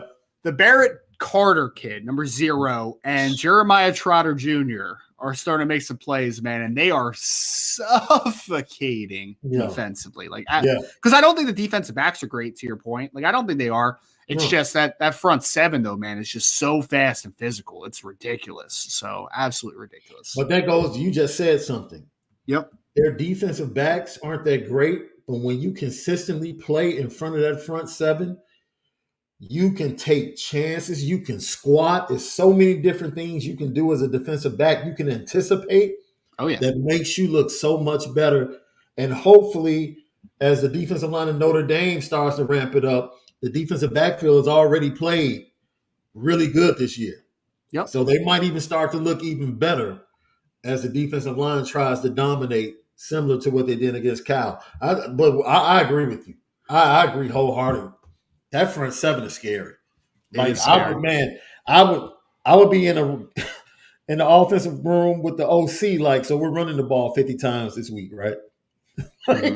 Just keep me out of harm's way. As long as I'm handing the ball off, we're good. They're that dominant. They really are. Yeah, and a quick shout out if I can, because this is obviously our just general college football section of this podcast, Sean. Deepest prayers and thoughts to the Brissy family. I don't know if you saw with his younger sister that passed away from cancer recently. So just really want to send a deepest condolences, because I know it's so hard. I mean, I've had a couple family members that have passed away from cancer as well, but I can't imagine a younger sister having to suffer through that, man. So deepest thoughts and prayers go with the Brissy family there. Let's move over to the other game, Sean. This one I called all day, man. Got this one right. I think Brian also got this one right, if I remember correctly. I don't know what your thoughts were on this game, so you correct me if I'm wrong, but Washington dominated Michigan State, man. It ended up being 39-28, Sean, but if you watch this game, it was never that close. It was never that close. 11 points was not what this game was, man. This was a Michael Penix played about as good a football game as I've ever seen him play, going back to his Indiana days, right? He's healthy, looks good. Jalen McMillan's a dog. They got receivers everywhere. That defense has a ton of talent. I mean, Braylon Trice didn't even do much in this football game. Braylon Trice has been dominant. I know for recruiting fans of Notre Dame, Braylon Trice probably rings a little bit of bells from the past, but Washington looks good, man. Give Kalen DeBoer some credit, man. He went into that team and he turned them around quick. And again, I'm not saying like they're going to be, conference contender and all that stuff, but Washington has quickly turned around to being a very competitive team. Brian, there's certain atmospheres that I have an immense amount of respect for in college football. Mm-hmm. I've watched Notre Dame under Lou Holtz walk into that stadium and ask for like 2.5 quarters, like, yo, where is the Notre Dame squad? I know. Like, that's a heck of an environment. Yes. And I think Brian had been saying this. The pass defense, which is shocking to me, is still awful. Mm-hmm. At Michigan State. Terrible, man. Terrible. Awful at Michigan State. And DeBoer with Michael Penix and the relationship they have and Penix being comfortable with him and now having better athletes than he probably had at Indiana at the skill positions. They put on a show. And then Washington tried to give the game away. For some reason, for about 5-6 minutes, Washington just played really undisciplined football and allowed Michigan State to have a possession where they could cut it to 4 and possibly go for an onside kick. But like you said, the game was never that close. It just wasn't. It was never that close. And Washington always has really good defensive backs. I don't know if they grow them out back or where they get them from, but they can always get really good defensive backs in that secondary of Washington. It's like a tradition. So I'm not shocked at all at the way they've been able to turn. I think it's known for being a basketball-rich city. Yeah. Seattle. But that area is really underrated when it comes to producing athletes in the game of football as well. Yeah. Very underrated. And that's what Washington needs to do now, right? Like they have some talent and a good coach, I think, now, but they need to kind of put the wall around the state of Washington to begin, right? Build the wall, start creeping down into California, and then getting down a little bit, the West Coast there, and then you start really turning it around. You go from a good team to a very good team potentially. So I like what Kalen DeBoer's doing. You mentioned defensive backs growing trees. I think the one credit we can give to Jimmy Lake is that he developed defensive backs, man. He did a tremendous job as a cornerback coach. He was a great developer of talent at that position. Shout out to I saw one of the boys, Kyler Gordon, had a pass breakup last night for the Chicago Bears in the end zone against Alan Lazard. I didn't see the whole entirety of the game, so I don't know how else he fared, but he had a nice pass breakup there. That was the only bright spot. Uh-oh. Yeah, Brian, if you go watch that film, 12 found number 6 every chance he got. And welcome the rookie to the NFL the way you're supposed to welcome a rookie to the NFL as a quarterback. They identified him on film and put him in tough positions, and he had a tough night. Well, I think he's going to be good though. Someone in the chat, please put in a question about the Chicago Bears so that Sean can break it down during the mailbag. I know he's waiting on that one. He's waiting on it. Let's talk about it. He's waiting on it. But that was a dominating win by Washington, Sean. And the last game I want to talk about briefly, Penn State. I got this one right too. I didn't think it would quite be this bad. I did think that Penn State would roll them a little bit, but they defeated Auburn 41-12, Sean. 41-12. One, Penn State's got some dudes at running back, man. They got some dudes. I mean, we talk about Singleton, but the Lee kid and the other freshman, they can all play, man. They can all play. The offensive line's improved. They're always going to have talent defensively, but I think my biggest takeaway from this game, honestly, and I know you have another one too that you want to talk about, Auburn is the ultimate dumpster fire, man. Like that, How long is Brian Harsin going to last? It can't be much longer, man. Like it is getting it's unwatchable right now. Like that team is terrible right now. It's awful. I don't know if it's TJ Finley or it's the program. Like I expected it to be a blowout because I didn't expect TJ Finley to be able to do anything offensively. But I'm like, you know what? If he was in a better program, maybe he would look a little bit better. Like because this Auburn program has been at this position for the pinnacle of Auburn the last 2 years was the fact that they had a 10-zip lead on Alabama late in that game and should have won that game last year. Like that was the saving grace for Harsin. Like people were at the game and felt like we should have won this game if Tank doesn't run out of bounds. But with all of that being said, Sean, not running out of bounds. He did it like 3 times in the last 2 minutes, man. It was the dumbest thing. Because I went into summer scouting this year and I watched Tank Bigsby. I'm like, oh, I like Tank Bigsby. But then you talk about like the decision-making stuff in that Alabama game. You're like, brother, you need better awareness than this, sir. Like you need better awareness. But like, yeah, it's not great right now, man. It's bad. No, not great at all. And I see why they had no shot, in my opinion, to get Jaden Osbury. Like, okay, I get it. Even though your brother's there, nah, not going. But I got to give some flowers to Sean Clifford, someone for the last 2 years I have taken shots at repeatedly. Like a lot of people have, myself included. And it was with no discretion. Like I wasn't even trying to be nice or wise with my words. I was just like, this dude stinks. He's awful. He's the worst. I just went right at him.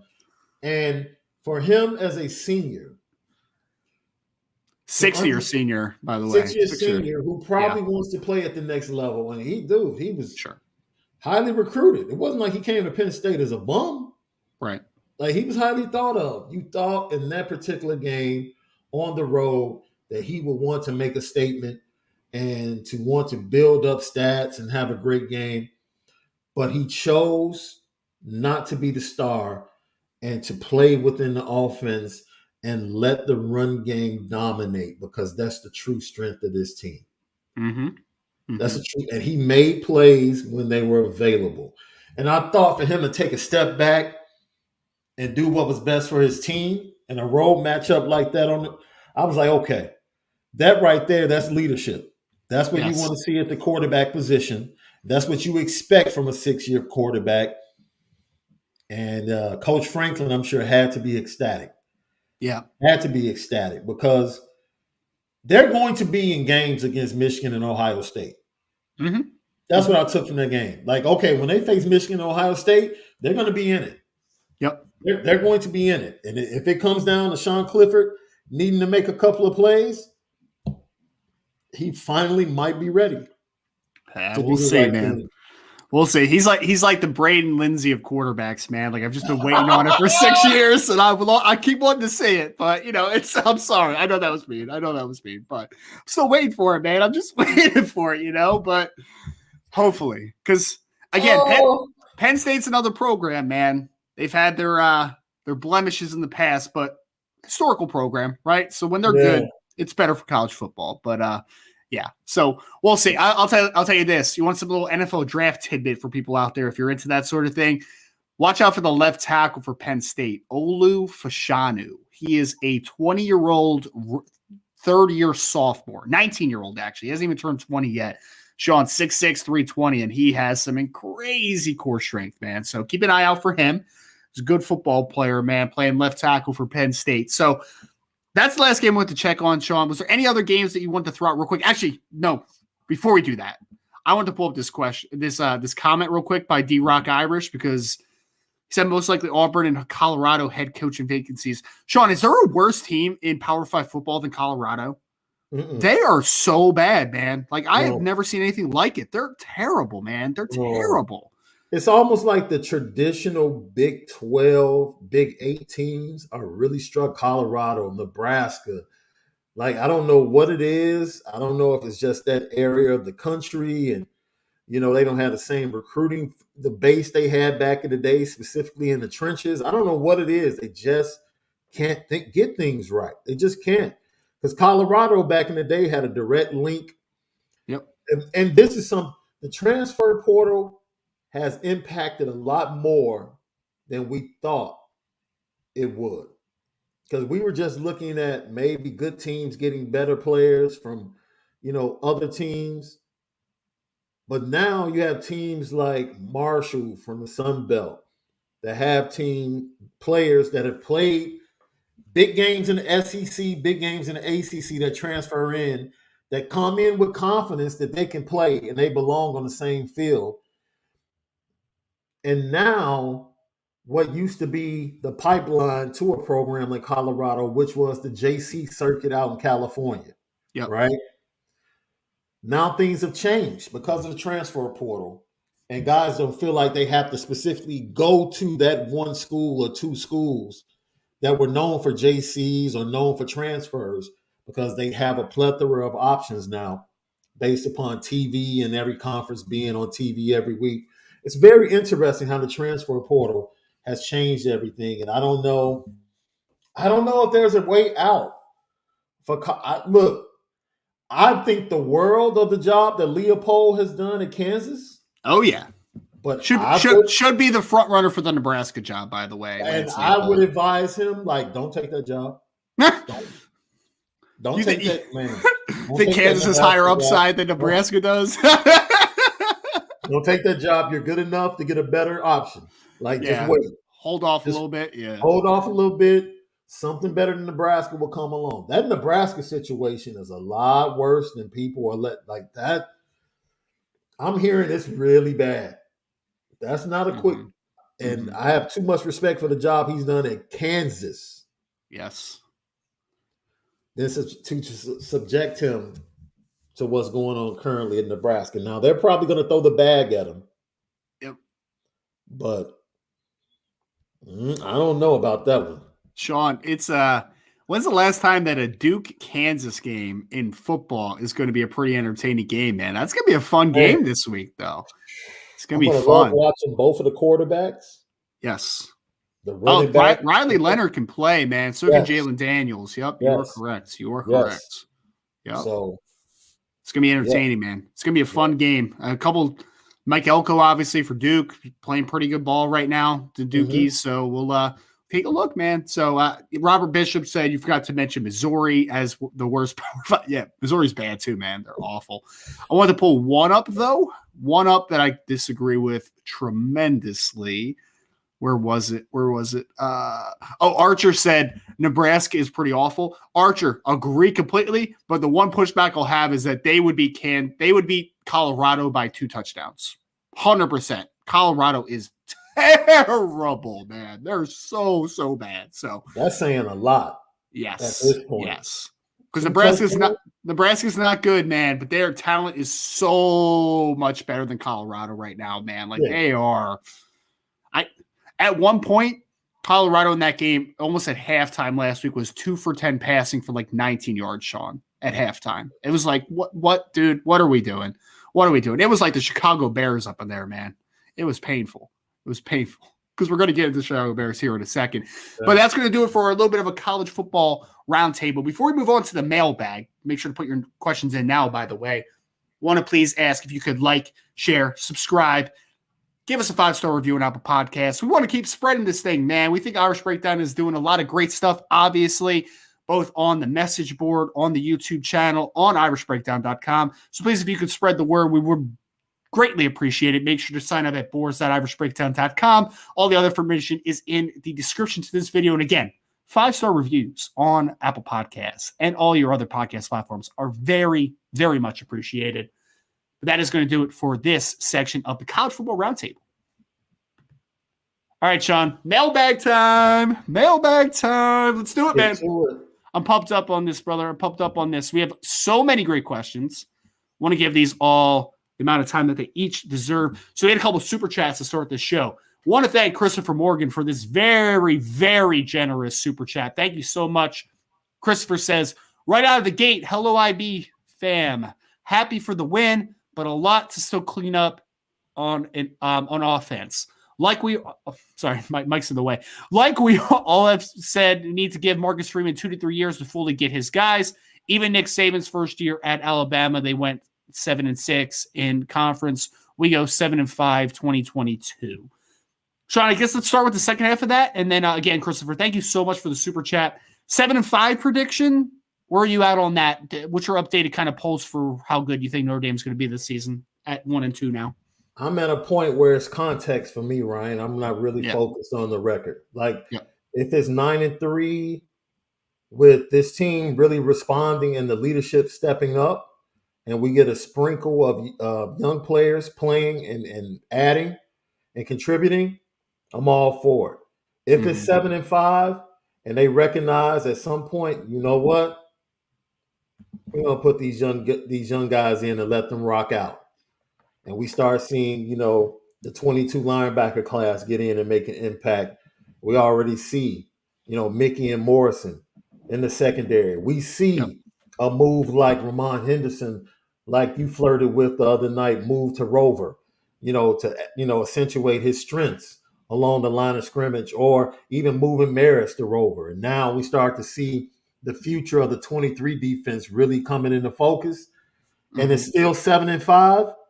I'm ecstatic with that 7-5. It might sound crazy, but I'm like, okay, there's the direction we see. We go into the spring, full speed ahead. We solve this quarterback situation, because that's ultimately going into the spring and in the off season. That's going to be the biggest question. What do you do with quarterback? Are you transfer portal? What for the 17th straight year? It's going to be what is quarterback position? What's quarterback position? Yeah. So until CJ steps on campus, that's going to be the biggest question. But it's all about context for me.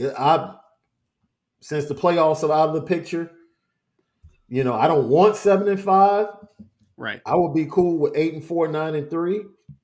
But like I said, as long as that 7-5 comes with some context and me seeing some things, hey, I'm ecstatic going into the offseason. Not happy about it, but I'm ecstatic about the future. Look, I'm a overly optimistic person sometimes. I'll be very honest about that. So I don't think that just predicting losses is a good way of thinking when you're at the University of Notre Dame, right? And I know that they don't go into a game and say like, "Oh, we're going to lose today," right? Like that's not kind of in the just kind of ingrained in them. I'll say this though, Sean, I really like what you said about kind of there's context to everything, right? And I'm not ready to predict what the final prediction is, Christopher. To be honest with you right now, ask me about it this week. I want to see if Notre Dame can kind of take another step forward after this week. If they are continuing to have exponential growth, then I feel better about it. But if we still see like the same team that we saw last week, like better than the previous game against Marshall, but like still not great, then I feel very pessimistic about this finish of the season.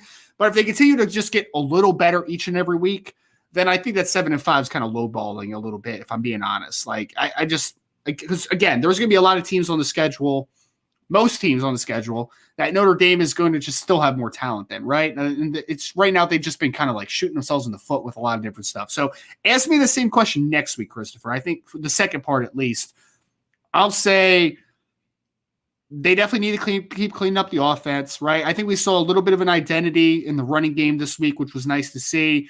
They need to still play better up front. Passing game needs to improve. It needs to be better, right? But I think the biggest thing I'll take out of this take, Sean, is that wanting to fire Marcus Freeman after 2 games was pretty ridiculous, right? Like that is the most ridiculous thing ever.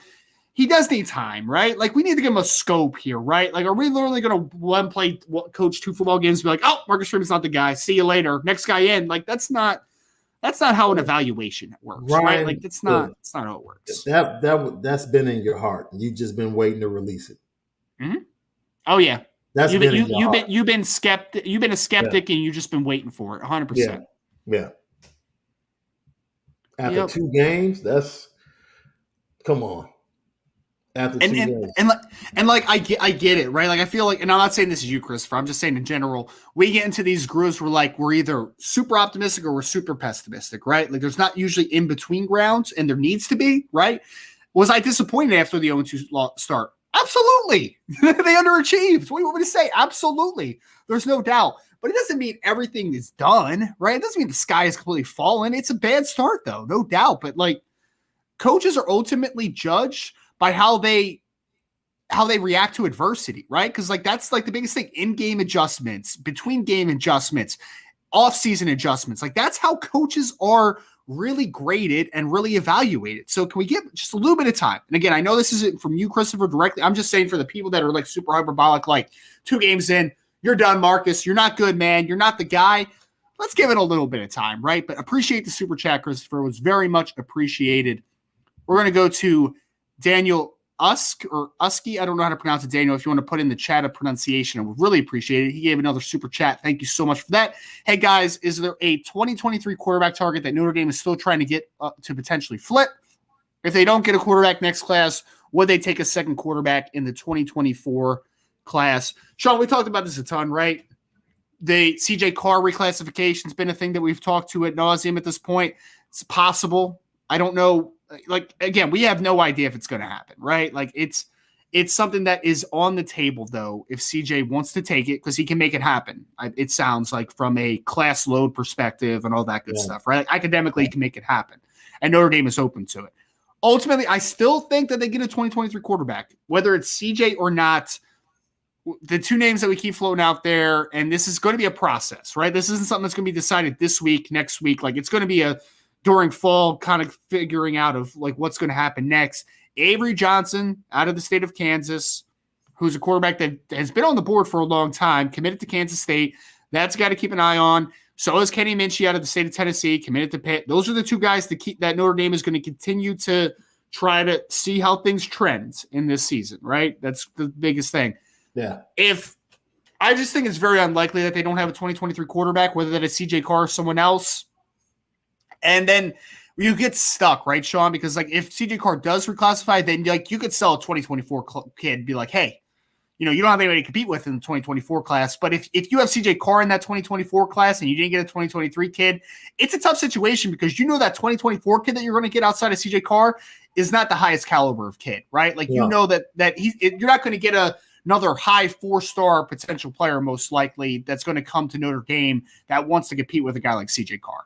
No, you're not going to get the situation, I think, from like 2012 when you actually got Gunnar Kiel and Malik Zaire in the same class. Like that's number 1 quarterback in the nation and then a 4-star. That's not happening. So the 2 names, Kenny Minchie, like I said, Avery Johnson, and I still say Avery Johnson is it's going to be interesting watching Kansas State. I think Kansas State faces off against Oklahoma this week, don't they? That's the matchup. So it'll be interesting to see how the Wildcats, face off against the Oklahoma team offensively with Dylan Gabriel. Dude, that is on fire. I like Dylan Gabriel, man. I've always liked Dylan Gabriel. I did. I liked him at UCF. It's such a simplistic offense, man. Like they're running an air raid system that is like similar-ish to like what Phil Longo does at North Carolina, right? Like it's like outside verticals and you just find where your one-on-one matchup is outside and just throw a bunch of go balls. And Dylan Gabriel actually, like, he's got a really long delivery, which doesn't help anything, man. But like he gets the ball out there, man. It's fun to watch. It's fun to watch. Not saying he's an NFL kid, but like he's fun, man. He's a fun college football. And like you said, that system, oh man, there were so many defensive backs from Nebraska just constantly walking back to get because this tempo. Oh yeah. Right? So they'll overthrow one, they come right back. All right, let's go. We go to the other side. Oh, okay. Now we're going to the slot. And it was like the DBs in Nebraska just didn't know what in the world. They were waiting for like a timeout or something. Like, please slow down. And Oklahoma actually I think they took their foot off the gas, honestly. Yeah. They couldn't beat them worse. Oh, yeah. They actually did. So, yeah. There are options, and you never know who they're watching film of, who can be a riser in the senior year that comes on. Like you never know. Guys are out there, and we'll see. But I do believe they're definitely going to get somebody in the 23 class because ultimately I think they want to keep CJ in that 24 class. And I think CJ wants to stay in that 2024 class. Yeah. Like I think that's kind of what his deep desire is. So we'll see, man. Like at the end of the day, I still think that Notre Dame's going to get a 2023 quarterback. What player it is still remains to be seen, but we threw out a couple names just to kind of keep eyes on. Not new names. Like those are the names that you're going to have to keep kind of just on your radar, like those are the guys: Minchie, Johnson, and a Carr reclassification. Those are the three guys right now. They're the three. Sean, we had a question from Chris Davidson. Sean, Ryan, what are your thoughts on the development of quarterbacks recently? The quarterback at North Carolina, Drake May, of course, was number 9 quarterback out of high school. Buckner was the number 11, both top 75 kids. They look very different in what they are capable of. Sean, you want to take a crack, I guess, early on? Like, yeah. Stop getting short quarterbacks. If I looked at May and I looked at Buckner, dude, give me the 6'3" kid. That's 200. Give me that kid. Just off the bat. It's like it would have been easy for me, Ryan. It would have been easy for me. Like, stop giving me 5'11", barely 6 feet kids that can run around and compete and be tough. I told someone the other day, all right, they pointed out how many state championships Drew Pine had won and, how he was highly recruited. I said, man, I don't want to hear that. I'm not trying to find champions in different states. I'm trying to find a next level quarterback. Mm-hmm. And you know what next level quarterbacks look like? This is their range. 6'3" to 6'6". Like, it's fine. Every now and then you get like a lemon, right? You get a Spencer Rattler. You get a lemon. Like, he fits the prototype, but it's like, oh man, kind of let me down. Spencer Rattler was really bad against Georgia, man. He was really bad. Man. And it's a mismatch, right? Like, Georgia's just a much better team than South Carolina, but he also did not help himself at all. He didn't. Right? He didn't. And that's not to look. We have had quarterbacks at Notre Dame, and we have been successful with said quarterbacks, with them having to be part of a collective in order to win games. And they have done a fantastic – Ian Book did a fantastic job leading and maximizing his ability. Fantastic 100%, job. 100%. Yes. Every now and then, go get an aircraft carrier where everybody can get on board and you can take us where we need to go. Like, go get that guy. Go get that 6'4", 215-pound kid with a big arm. Just go get him with a great ball. Like, the secondary at Notre Dame, you talk about being tested, which they've already faced C.J. Stroud. So they've been tested.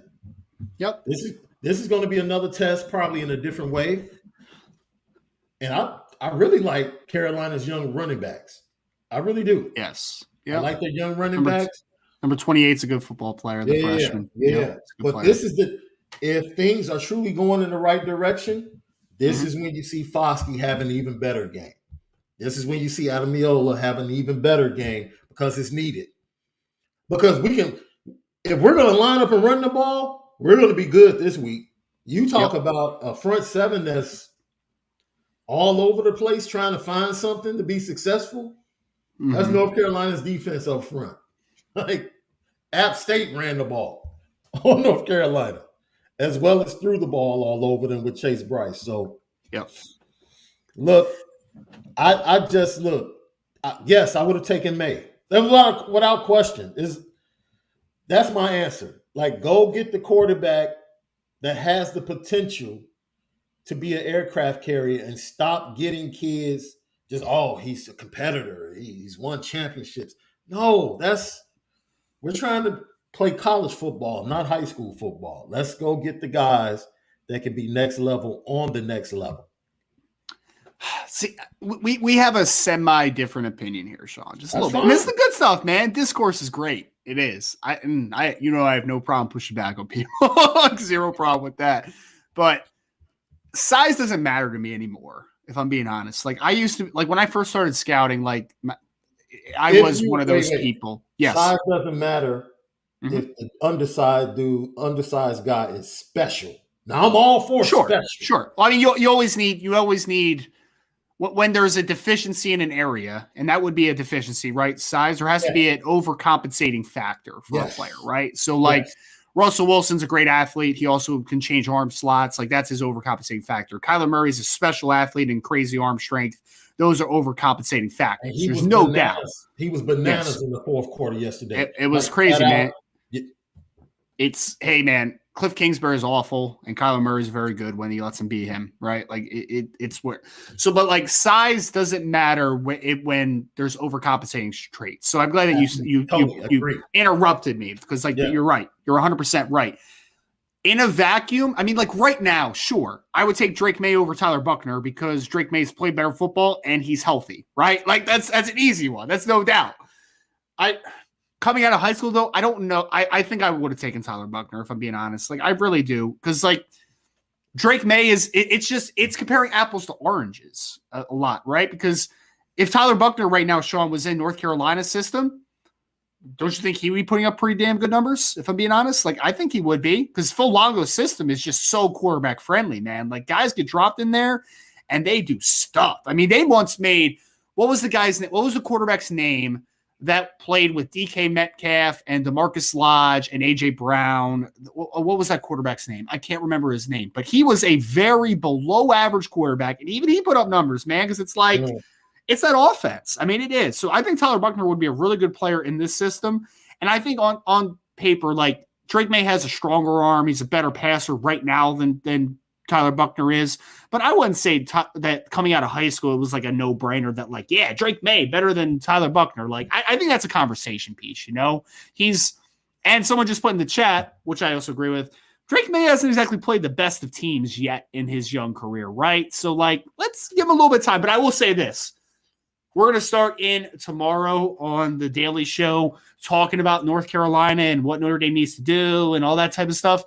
Drake May is good. Don't get me wrong, man. He is very, very good right now. He's playing at a high level, man, no doubt. But there's context, right? You said there's context. Like, I just think there's a little bit of context and nuance to this conversation. But it's a great conversation, for sure. Always. And we're talking about high school film, right? Yes. So the 3 games he's played, the question is about you're watching them in high school, right? Mm-hmm. I would have had to see something really special from Tyler to be like, okay, I'm not saying it's a slam dunk. I'm just saying, for me, if I'm looking at what I've seen at Notre Dame traditionally, and I knew I'm trying to get that next level or that prototype to take me to that next level, it's like, okay, if I'm choosing between the two, I might have leaned to the guy with size in that particular, unless I just felt like, yo, no, he's special and he's head and shoulders better than May because of what you said. And someone in the chat just said Sam Howell is 6'1". Sam Howell's not 6'1". I don't know what you're looking at. He's not 6'1". They might have him listed as 6'1". He's 6 foot and some change. He's not 6'1". Yeah, he's not 6'1". He's not 6'1". But get back to quick shout out to Georgia on my mind. Jordan Tiamo was the quarterback for Ole Miss that I was thinking of. Thank you, sir. So to go back to what you were saying, it goes back to evaluation, right? Mm-hmm. Just evaluation. And I think my point was, look, I don't care about winning state championships. Can you look at the film and evaluate the talent? Evaluate the talent. Like, yeah, there are can't misses like Deshaun Watson, Trevor Lawrence. Like, it doesn't take a genius to figure out that Cade Klubnik is going to be pretty good. Like, you don't have to be a genius. But the other guys, it's like you have to find, unless you're going to get those guys, then you have to go out and find that 4-star or that high 3-star that you can say, you know what, I can get this kid in my building, in my system, and we're going to be okay. Yeah. He translate. And that's what it comes down to. You have to be able to evaluate. So I wasn't taking a shot at Tyler. My point was based upon I'm coming off of not Tyler Buchner, but I'm coming off of Ian Book and seeing him win, but wanting to go to the next level. That would have impacted me in my evaluation of watching those two. And unless Tyler flat out was viewed by me as just special and that much better than May, I'm being honest and saying I probably would have taken May. And that's not me taking a shot at Tyler. That's just me and my mindset and what I would have wanted to do from a physical standpoint. No, again, it's a great conversation piece. Chris, thank you so much for that question, man. Like, honestly, that's my favorite part of this show, man. When when we get asked a question and it turns into like a 20-minute conversation, man, like that's my favorite stuff, man. That really is. So we'll be breaking down a lot more of Drake May this week. Again, I watched the coaches film of their first two games. I still need to watch the previous game for North Carolina, but Drake May is good, y'all. He's good. There's I don't know if Josh Downs is going to be back for this game, but like we'll dive into a lot more of the North Carolina stuff over the next few days with Brian and myself. So great question. Sean, we had a question that was directed to you. I can also add a little bit to it. It says, Andres Nieto says, Sean, what if we picked up Phil Longo as offensive coordinator in the future? Wouldn't be my preference, but Sean, you seem more like a, hey man, let's play heavy personnel. Let's run it down your throat tight. I'm actually not. I am like a huge Sarkisian, simple yet explosive-minded football. Like that's what I love. Like I don't care what formation you come out of. If you're thinking aggressive and thinking simple, I'm all for it. Like you can go back to when we faced Alabama, right? In the 20 college football playoffs. Alabama didn't come out and do anything like schematically that was like complex. They recognized that their skilled players were better in space, and they threw screen passes, swing passes. They did the simplest thing to put their guys in the best position to make plays. That's what I'm all about. Just give your best guys the opportunity to make plays as simple as you can, and every now and then, if you want to throw in a trick play or a formation they haven't seen, by all means, do it. It's your squad. Have at it. But we can be, like Longo does it, like you said, in his own way. It's simple. Like this is what we're going to do on the outside. It's very simple. What we're going to do. We're going to open you up, spread you out, and we're going to run the ball, So, I understand why people would want him, but I've seen, and this is just tough when you evaluate OCs, right? When you see their performance against teams with better talent, is it about them or is it about the talent, right? Because Wake Forest system looks fantastic until they face Clemson, right? Like, oh, that's ingenious. The late mesh. And then that's because it's smoke and mirrors, man. It is smoke and mirrors. I think the interesting part though of this conversation is like, okay, so Wake Forest's talents with all right, well, actually, let's take it from a different vantage point, right? So it's like Phil Longo's offense with less talented players that can mask some deficiencies, right? Offensive line play, maybe quarterback play, like it can mask some things, right? But if you now have, so like let's say Phil Longo went and coached at Ohio State. Like it would look incredible. And when you go against those bigger teams, it wouldn't slow down much because they have players, right? Like that's the difference between having a talented roster and not having a talented roster, in my opinion. I mean, for me, Sean, like, cool. Like, I mean, like, again, I'm giving Tommy Rees all the chances that he has here, right? But Phil Longo is a really good offensive mind. And the one thing I really like about Phil Longo is he runs the ball heavy out of his kind of air raid style-esque type of scheme. And he also has kind of adapted. Like this year, they have Josh Downs, who got hurt after the first game, so he hasn't played in a couple games. And their wide receivers are kind of, like they have some guys, but like it's not like as good as you want it to be right now. So they've involved tight ends into the game a lot more than is usually involved. Like they have Nesbitt, who's a really good player, Morales, who's actually their second leading receiver right now. So he could kind of adapt a little bit. So I do like Phil Longo's system, Sean, because like for me, we just spent a large portion of this podcast in the beginning talking about how speed is not going to be an issue at Notre Dame. It's not going to. Wouldn't you like to see this spread open offense, man, where you're just getting guys in space? Like I would love to see that. Yeah. I would. Yeah. I really would. But I agree with you on that. I saw something for me that I was like, yo, that is fantastic. I'm trying to think of the game I was watching. I think I was watching a college game late Saturday night. Mm-hmm. And I saw a toss counter play where the running back was off to the left in shotgun, and No, not shotgun. It was pistol more. Mm-hmm. Oh, I take that back. He was under center. No, he was pistol. I'm bugging.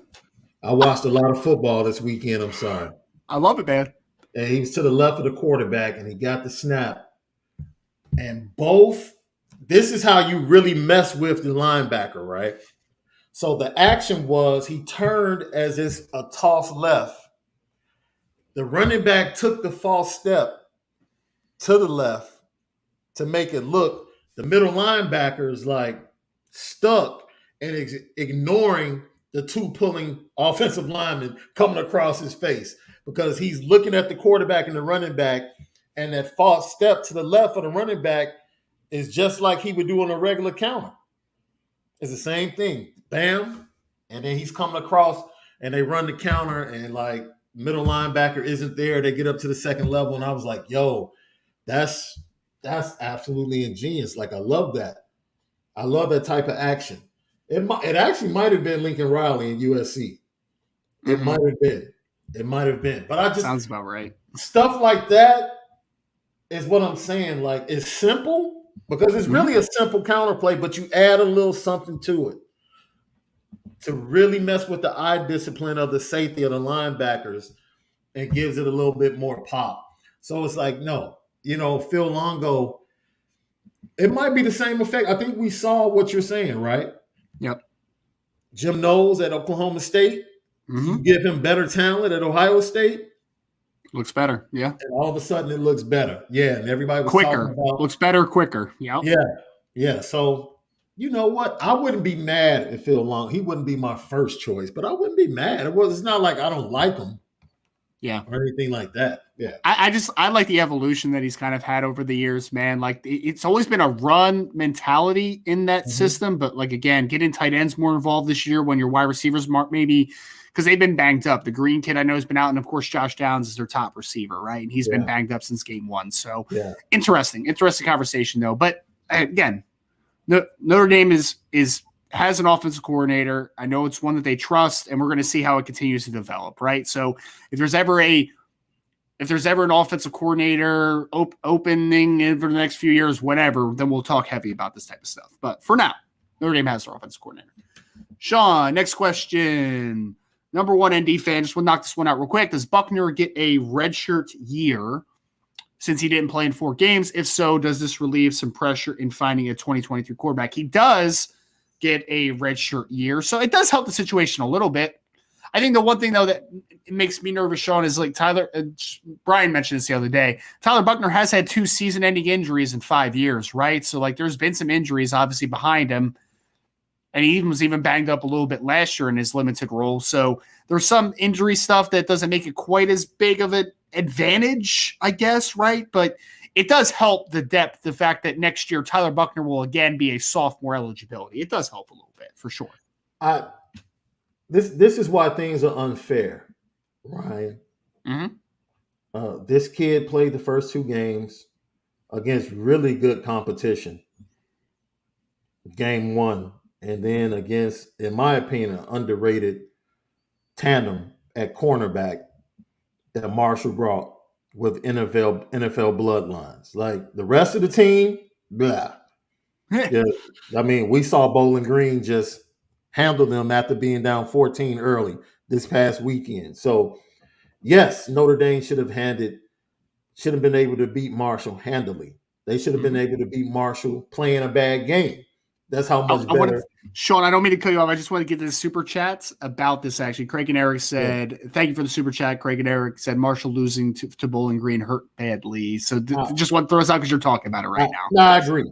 It makes it worse. Like, you thought you were over it. You see Bowling Green beat them. You're like, oh, no, we have to pull the Band-Aid off of this again, and it's not fully healed.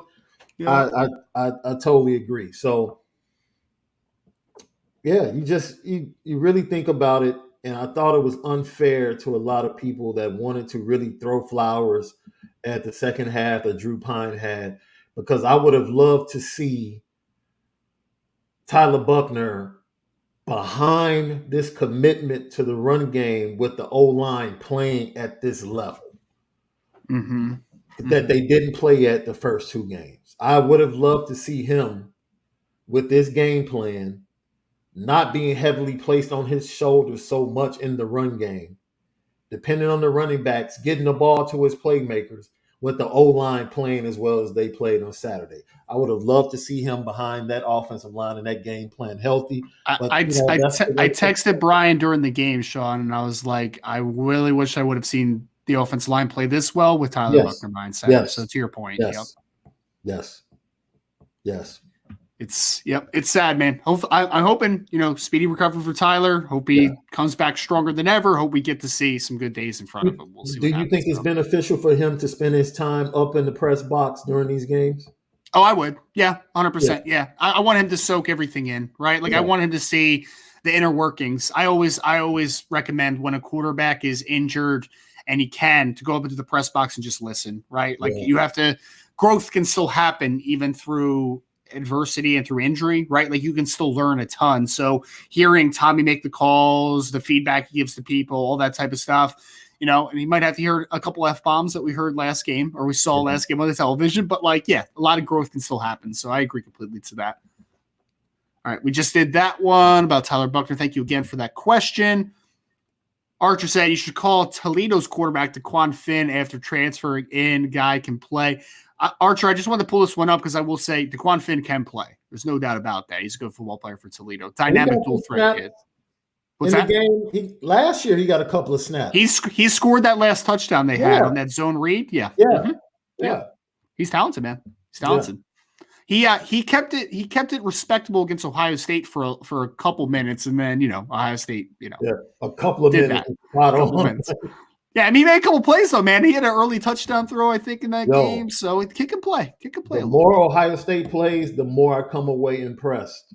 Yeah, with the job our secondary did against them.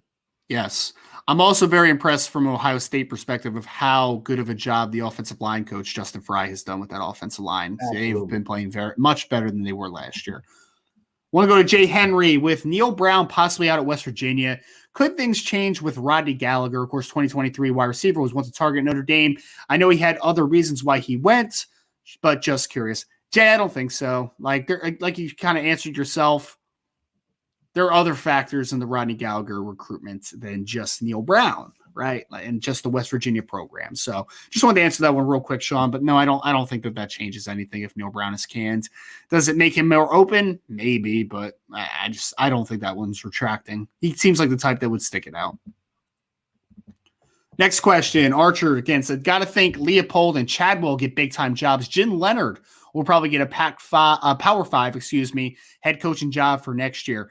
I just want to say this. If anybody doesn't know Jamie Chadwell, he's the coach for Coastal Carolina, good football coach as well. Lance Leopold, we talked about already, the coach of Kansas, who may be up for the Nebraska job. Jim Leonard, I love Sean, defensive coordinator for Wisconsin. So these are a couple of nice names, Archer. Good list. Yo, I think people underestimate Jim Leonard.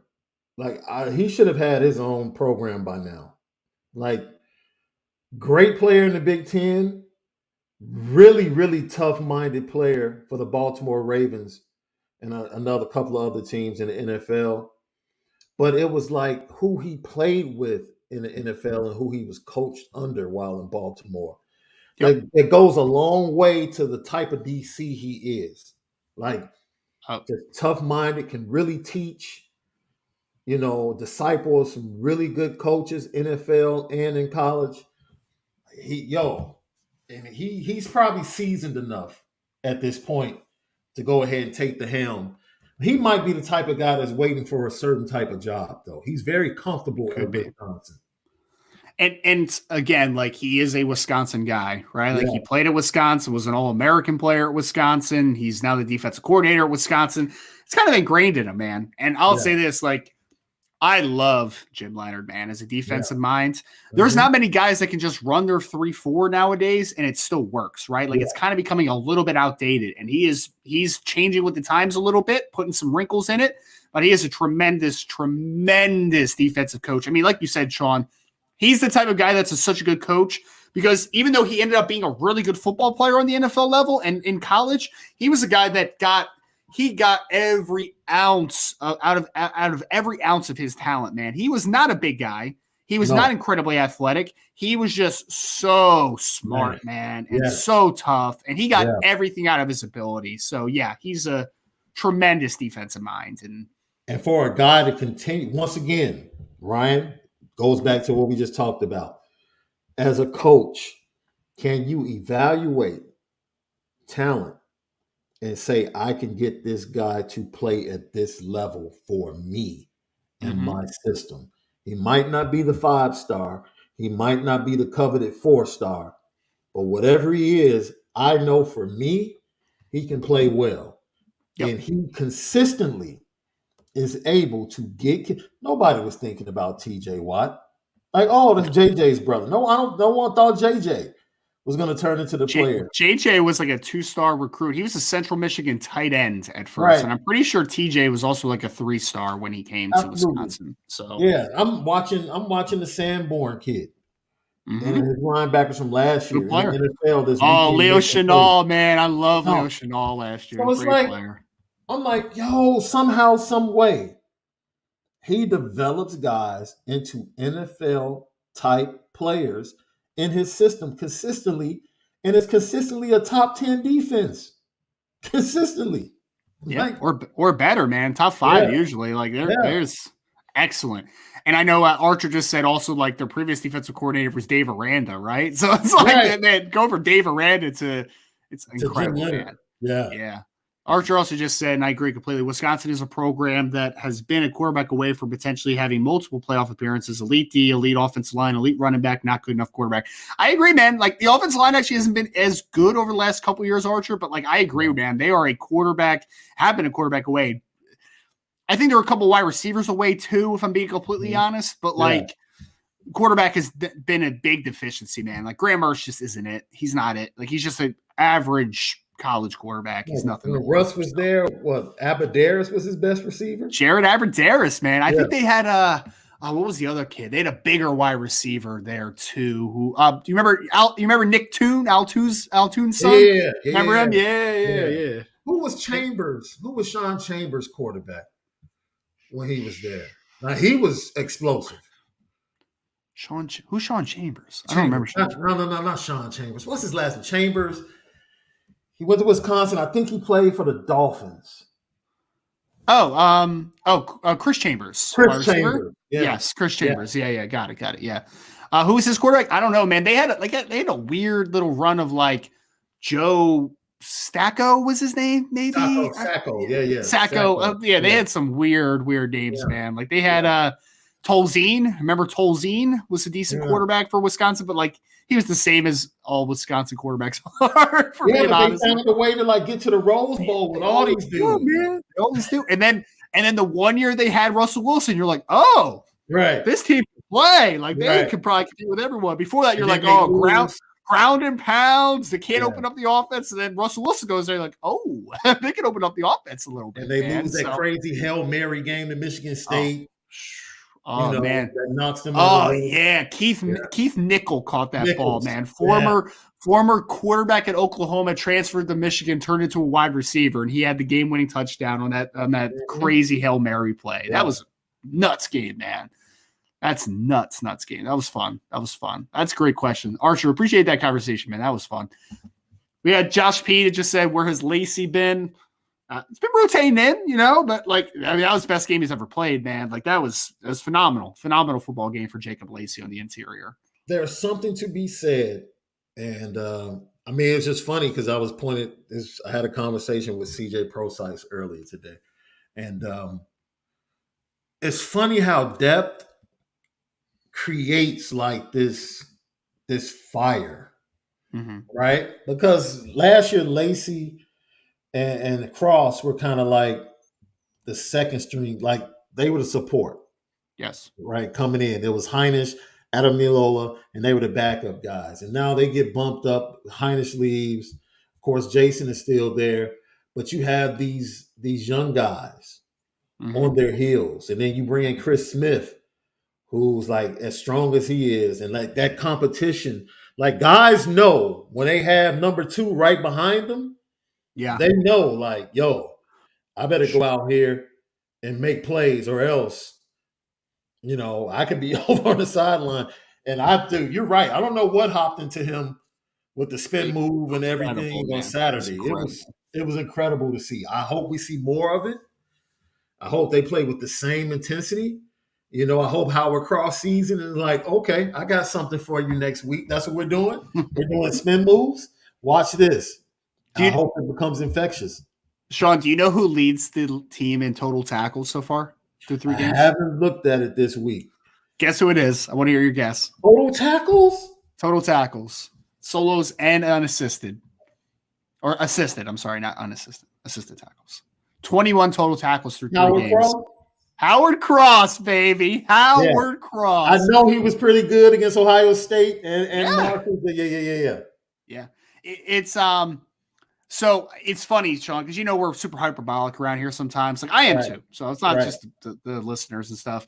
But someone during the post game show was like, "Oh, Howard Cross, he shouldn't play anymore. It should just be Jacob Lacey." I'm like, no, Howard Cross has been playing well, man. Like he's probably been the best interior defensive lineman over the first 2 games, right? Yeah. I agree, though. Jacob Lacey needs to play more for sure.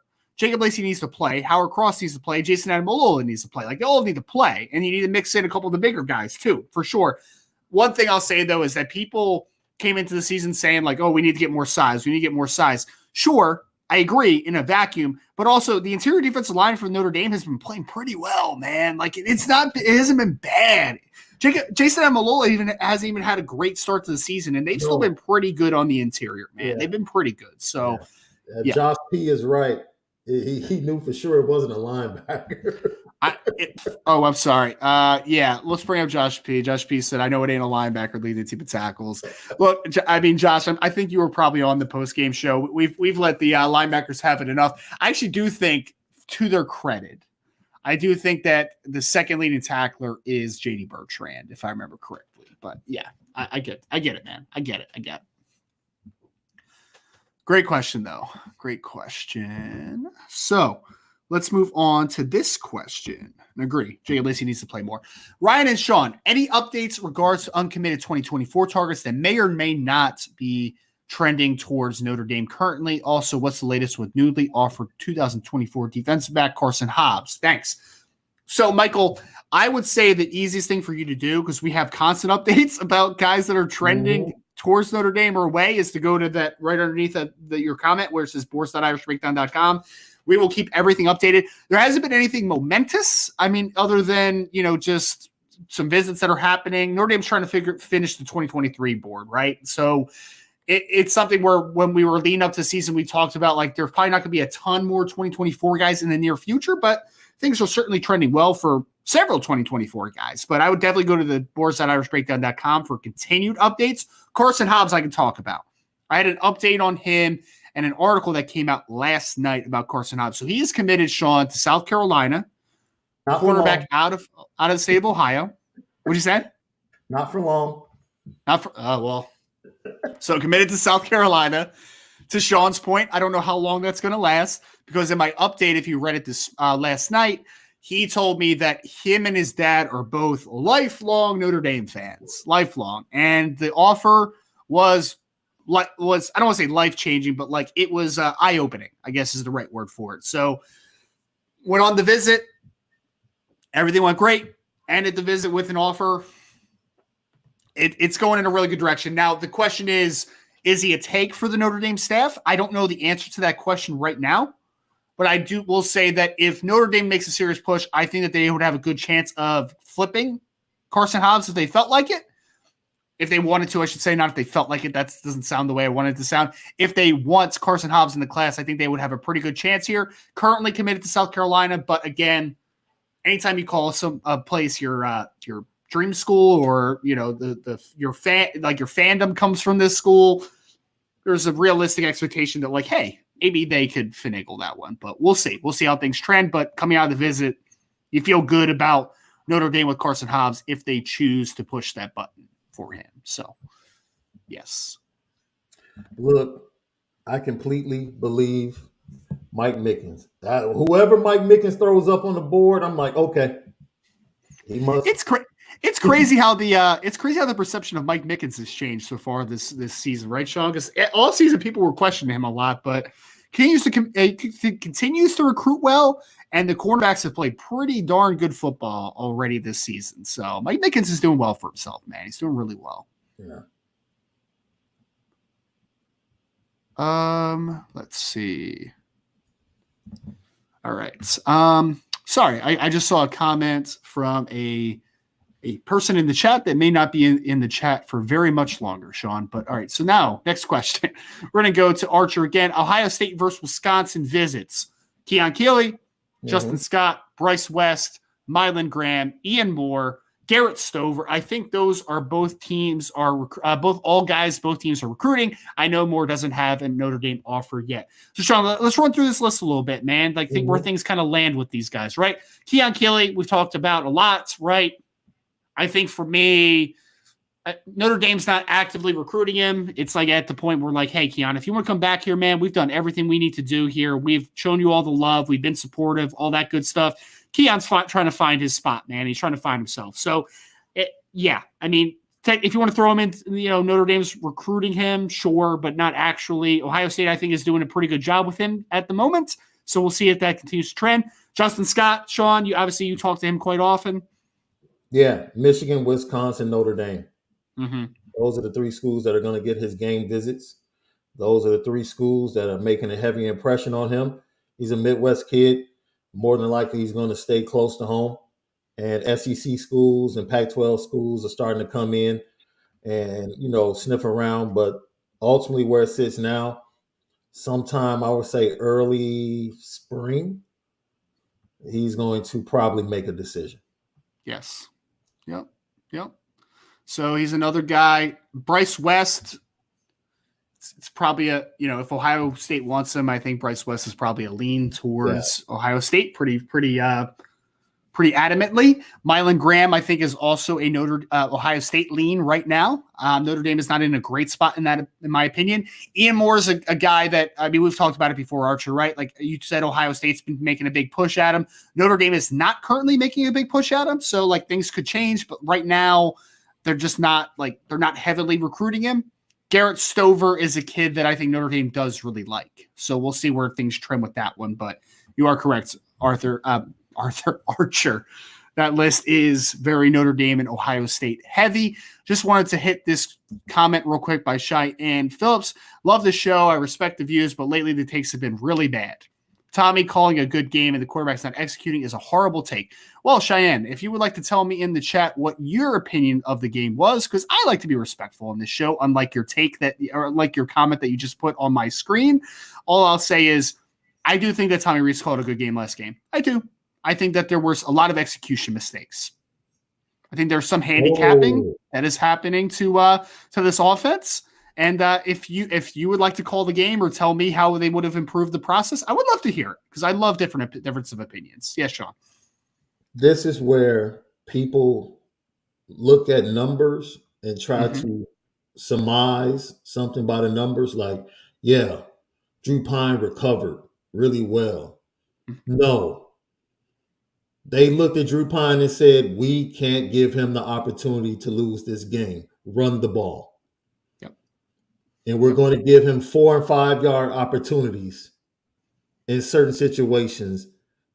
We're not even trying to throw the ball down the field. And we can do that because we're facing Cal. Marcus Freeman said that. This is the offense we felt like we could win with against this team. And it's a week-by-week situation. Going into North Carolina, they have to put up points against North Carolina.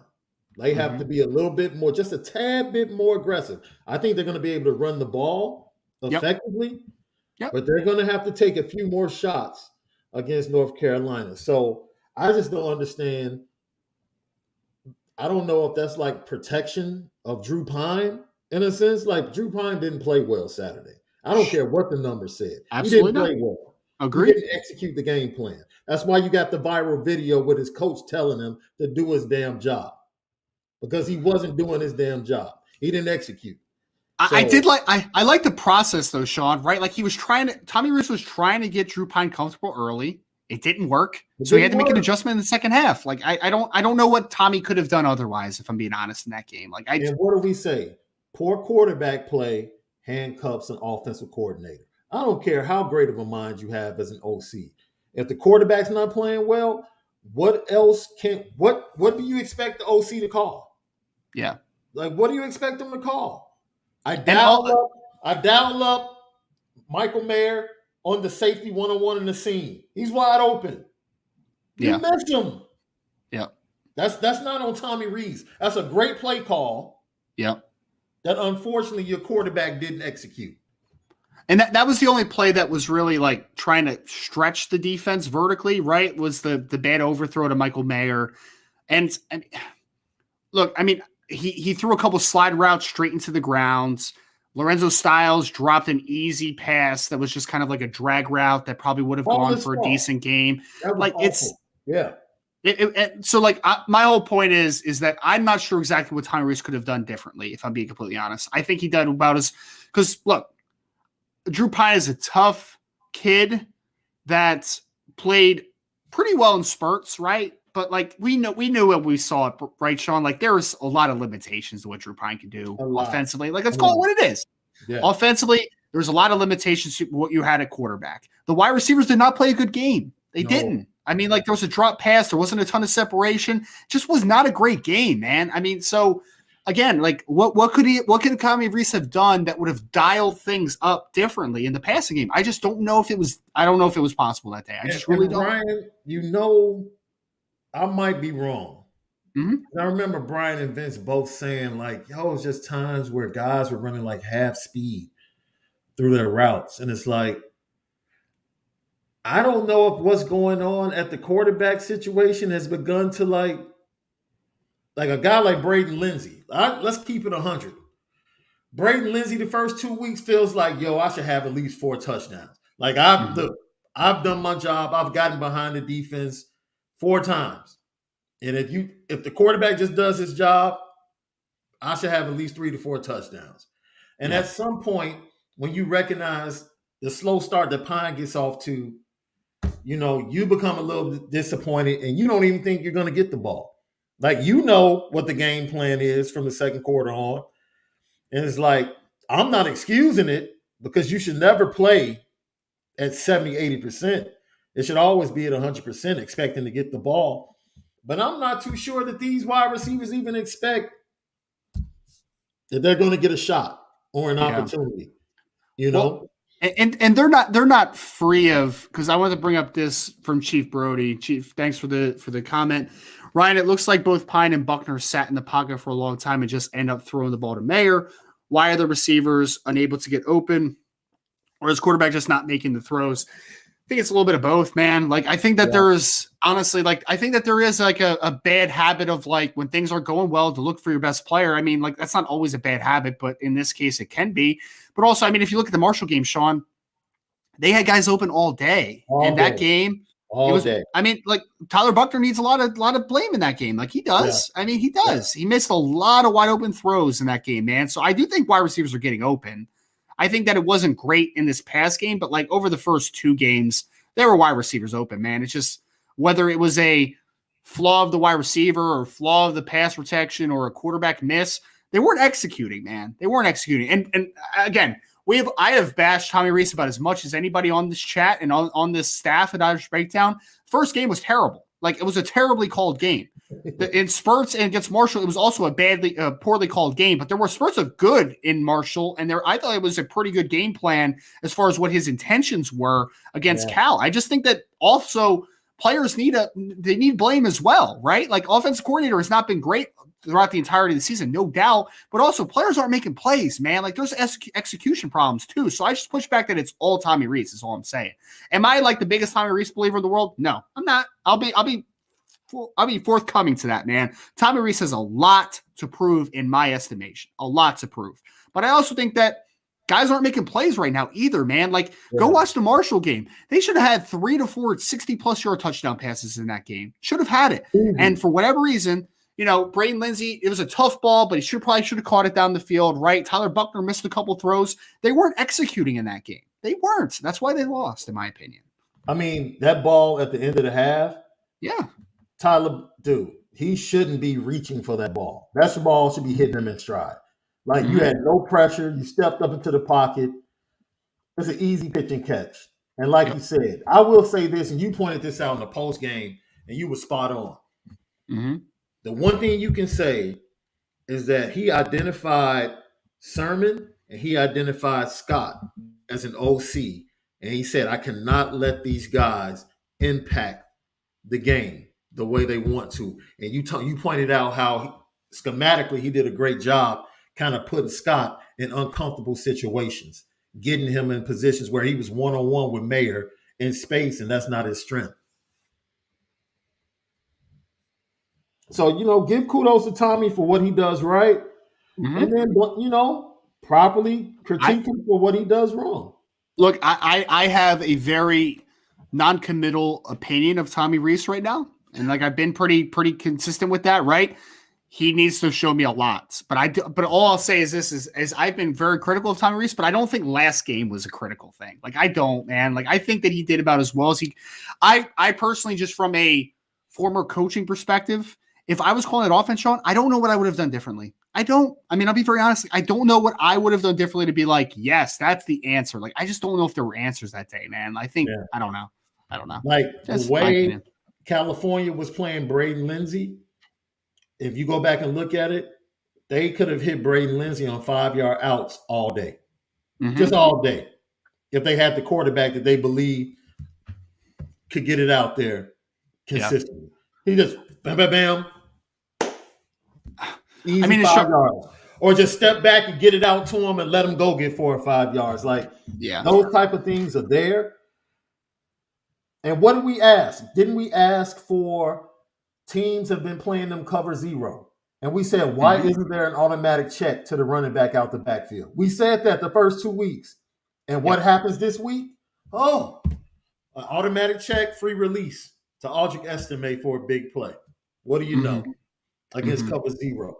So, it's a lot of meat that's been left out there on the bone offensively, creatively. Yes. But it's a young season.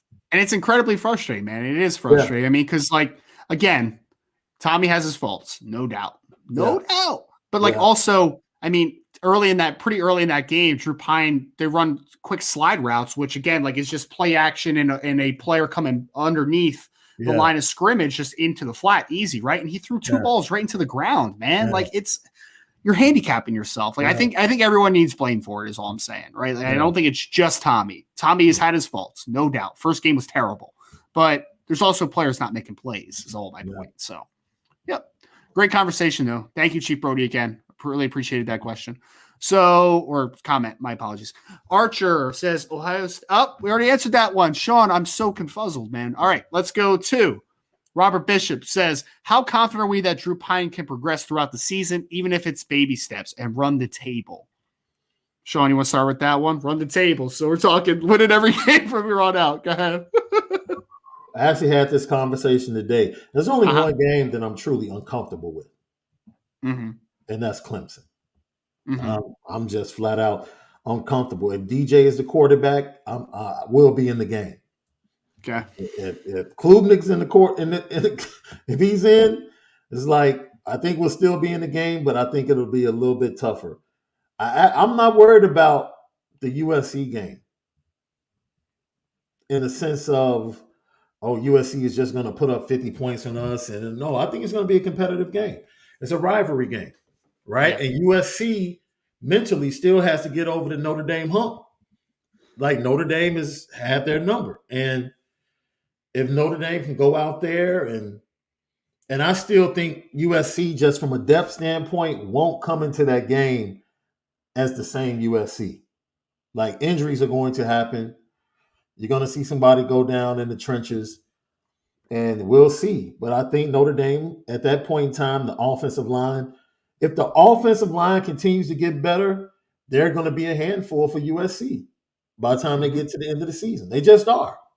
They're going to be a handful. And if they can run the ball, keep Caleb Williams off the field, the strength of our team will be the defensive backs. You assume that Mickey and Morrison will be even better By the Yes. time you get to that game and we're healthy, our strengths match up against what gives them problems. We can cover, and our front four can get to Caleb Williams. Mm-hmm. We can cover long enough, and then we can turn around and run the ball and keep them off the field. So that game will be about matchups. Clemson to me would be the worst matchup. And the way I saw Oregon push BYU around, I'm like, Yeah, okay. I didn't see that. I didn't see that one coming, man. Like I didn't. I thought it was going to be a competitive football game that BYU squeaked out. Like I did not see that coming. That was a little odd. That shocked me as well. And it was the way they won, not the fact that they won at home. They dominated. They dominated them physically, and I'm like, wait a minute, okay. And Jaron Hall's weapons aren't as explosive as you might think. He had his two top receivers out of the game too, so that didn't help anything. So it did not help. Yeah. No. Yep. It'll be interesting to see though. We're gonna go to Ben had a question. How about the ending of the App State game? Wow. That's just a comment, obviously, but yes. Appalachian State right now, Sean, is must watch TV at the end of games, man. They really are. Yeesh. They really are. That Hail Mary, though, man, I was like, Chase Bryce was like 6 yards short of the end zone, and then it just gets tipped to the guy for an easy walk-in touchdown. I'm like, geez, man, App State is must-watch TV right now in Boone. He just happens to be coming across the pile at the right time, and the ball is just right there. Yep. It's college football for you. That's why it's the best, man. Yeah. Like the best time is right around like 5 o'clock on a Saturday, right? Where the 1 o'clock starts are ending, and the 3 o'clock starts are getting right to halftime, and it's just a beautiful time every Saturday. Just a beautiful time. Yep, for sure. I love college football, man. I keep putting every week, Sean. I'm like, who the heck would ever like NFL over college football? You have to be crazy. Man. We're going to get to some NFL football here pretty soon, though. Archer said, Ryan, for your NFL draft scouting work, have you seen CJ Stroud's film from Saturday? I thought he made some some elite NFL level throws, but wanted your expert opinion.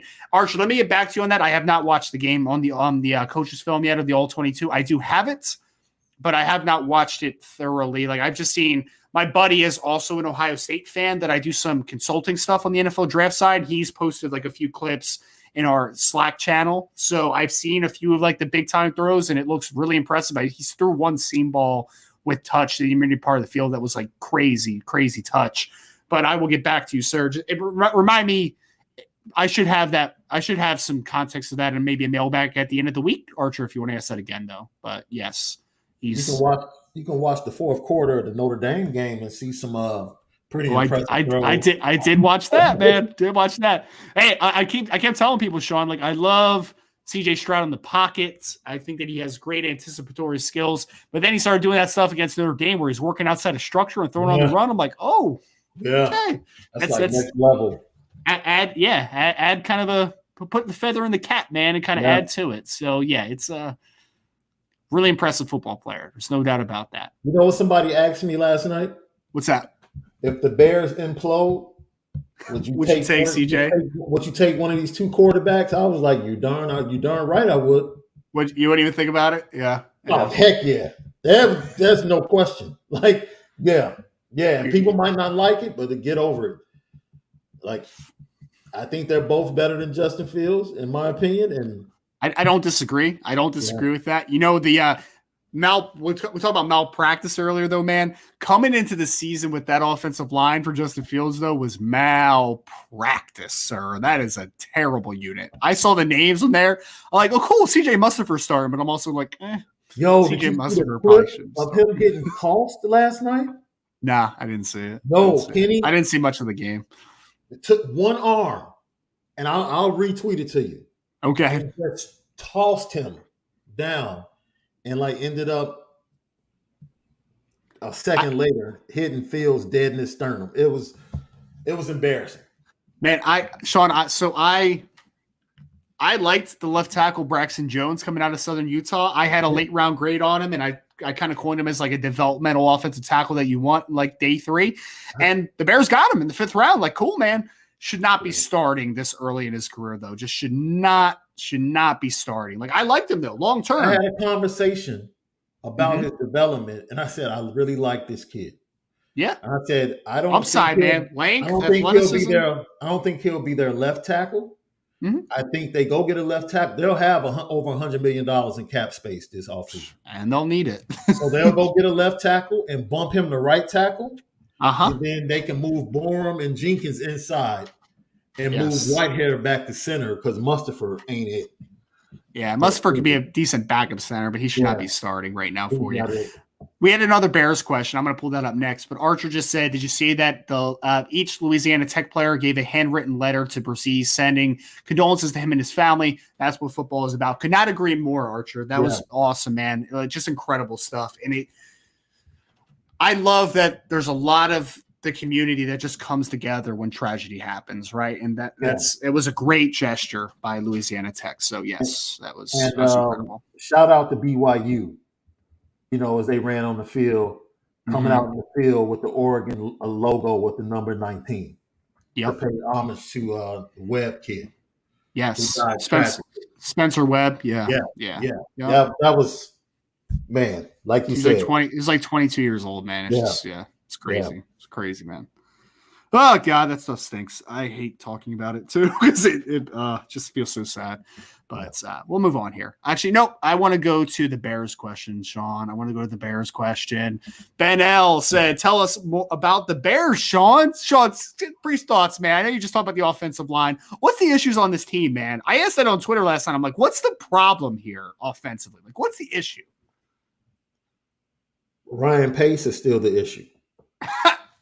Fair. Ryan Pace is still the issue. Cap-wise. Yeah. I like he is the perfect coach for where they are. Like discipline. Yeah. They need to eliminate penalties just to be able to compete.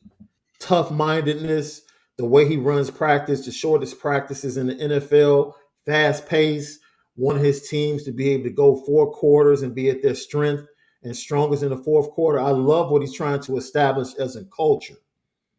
I like that.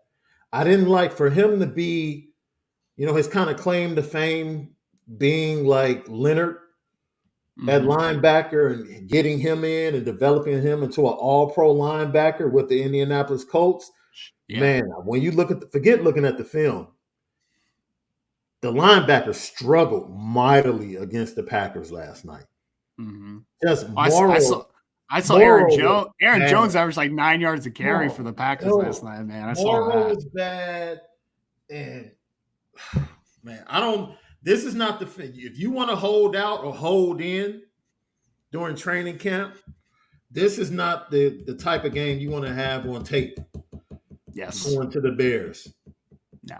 If you're who's the weirdest player ever, Sean? The weirdest player on the Bears is I remember Eddie Jackson, his first 2 years with the Bears was phenomenal, man. Like I thought he was going to be one of the best safeties in the league, and now he's not good. What happened to Eddie Jackson, man? Like I don't get that one at all. He had a good game against the 49ers. Yeah. And I think, they hit a home run with that 2nd round pick. Brisker? Oh, yeah. Oh, that was my dude, man. Yeah. I loved Brisker last cycle. Yeah. He's the real deal. And I think he's the leading tackler right now. You know what's funny, Sean? Adrian Amos, is he still on your team? Or he was? Amos is with the Packers now. Okay. So he was the guy. Brisker was the guy. I comped Brisker to Amos, though. He reminded me so much of Adrian Amos. Like ball skills aren't great, but like just such a good player, man. Like good tackler, always around the ball, solid ball skills. More of a 2-high safety type than like a true single high dude. But like Brisker's just such a good football player, man. Really such a good football player. He really is. And I think Kyler Gordon, he's going to come on. But last night they isolated him, took advantage of him. He'll get better. And he was coming off a serious hamstring injury in training camp. So he's rounding into shape. But yeah, that's the Bears. Wait until next year. Yeah, well, some secondary pieces to get excited about, though, with all those guys back there. Jalen Johnson's a pretty good player, too. I liked him coming out of Utah, so we'll see. We'll see. They have so Quinn. Quinn is if they want to move him, they can move him to a team and a contender and possibly get a good first-round pick, maybe second-round pick back for him. That's a piece. Quinn's an alien, man. I can't believe he's still doing what he does. I like Travis Gibson as a young piece, defensive end. Tulsa kid, yep. Yeah. And they have Muhammad is another young defensive end they got in the draft this year. I don't know if they drafted him or they got him. Al-Qadim Muhammad? Yes. He was with the Colts. He was a pretty good player for the Colts. Yeah. Mm-hmm. Yeah. Good rotational player. Really well. Yeah. So it's good. Akeem Hicks isn't on that team anymore, right? He's with Tampa, I think, now. No, he's with Tampa, yeah. That's why, man, that Tampa defense is. Dude, Akeem Hicks and Vita Vea inside. Yeesh. Good luck running. I can see why the linebackers are playing so well because they can just roam and run. Dude, you literally just have to two-gap both those guys inside, and the linebackers will never get touched, man. Those are some horses. Yep. Akeem Hicks is a fun player. I remember he came out of Regina, I think, in Canada. In British Columbia, if I'm not mistaken. Yeah. I think you're right. All right, we're going to have a couple left here. Robert Bishop says, what does the gas stand for on the shoulder of the Bears unis? Do you know that? I don't know what that means. Gas? I don't know. I thought maybe you knew what this was, but yeah. I know they always have maybe it's like an oil rig or something? I don't know. Maybe the only thing I know they always have a George Hallis thing on their shoulders, but I didn't see the gas stand thing. I don't know. That. I'm not sure about that. Maybe I missed it. I'm not sure. I thought maybe you knew what that meant, but so I brought it up. But yeah. D-Rock Irish. Oh, no, sorry. We already pulled that one up, talking trash about the Colorado and Auburn coaches at the moment. Not great. Thank you again, D-Rock, for that question. We're going to go to Joseph Barrett. Sean, with all things considered, any chances another run at Dante Moore happens? Nah. I'm sorry to be the one to tell you, but that ship has sailed. It's just bad taste on both sides in that situation. Gotcha. Yeah. With the way things went. Yeah. So it's the initials of George Hallis. Sorry. I may have misread that question then originally. That's my fault. Yeah. Yeah. The Dante Moore stuff is sailed, man. That's it. Sorry. Joseph, appreciate the question, but it's not going to happen, man. Yeah. All right. We're going to go to Keith Wagand. I hope I pronounced that right. Why not Rocco on the defensive line, interior guy? Sean, why not put Rocco Spindler out there at defensive line? Because interior defensive line's not a problem. I mean, to start with, right? He's like second string now, third string. Yeah, second string, I think. Yep. Well, so he went to D line, he would be fourth string. Yeah. I don't think he would give you much. I mean, if I understand where Keith's going, he's size, but they have a couple guys like Jason Onye and Gabriel Rubo that have size, right? I don't think size, yeah. And Rocco Spindler's only a redshirt freshman, man. Can we give him some time to develop? We'll see what he looks like, right? If he doesn't turn out, he doesn't turn out. But he's only a redshirt freshman. It's not like he's a fifth-year senior and hasn't done anything. And interior defensive line, in my opinion, it's not been an issue for Notre Dame. It hasn't, in my opinion. Don't think that's the issue. Linebacker play? Can Rocco play linebacker? I don't know. We'll talk. Next question, though. Well, this is from Beefeater, a.k.a. Toe Jam. Any IB personalities coming to Chapel Hill this weekend? Don't quote me on this one, Toe Jam, but I believe Brian's going to be down in North Carolina. I know he's traveling at some point this week, so I think he's going down to Virginia. Yes, I know this for a fact, actually. He's going down to Virginia, and then him and his dad, I believe, are going up to the North Carolina game. So IB will be represented, as we always are. Yeah. We had Archer say, 4-star edge from IMG, Cameron Ledhart, decommitted from Nebraska, might get even worse before it gets better for the Huskers. I mean, yeah, Archer, I mean, it's not going to be great for the near future, man. They need to have a home run higher, in my opinion, here. They need to get stuff turned around. Lenhart's a pretty solid football player, though, man. Notre Dame actually brought him in for a visit during the summer, but, they never offered him. But he's a pretty good football player, and I agree with you. Things could get a lot worse before they get a lot better for Yeah. Hey, Mr. Leopold. Come on down. Don't go to Lincoln, my man. Don't do it. Man, you know what? Opportunities are opportunities, man. You get an opportunity like that at a big time program historically. You have to take you have to take it. You have to. I'm kind of joking and trolling, but Nebraska's really are in bad shape. Mm-hmm. Yes, they are. They sure are. And last question here from Robert Bishop. Ryan, is Avery Johnson, of course, a realistic possibility? I thought he seemed happy to play the hometown hero role at Kansas State. I like to do it a lot.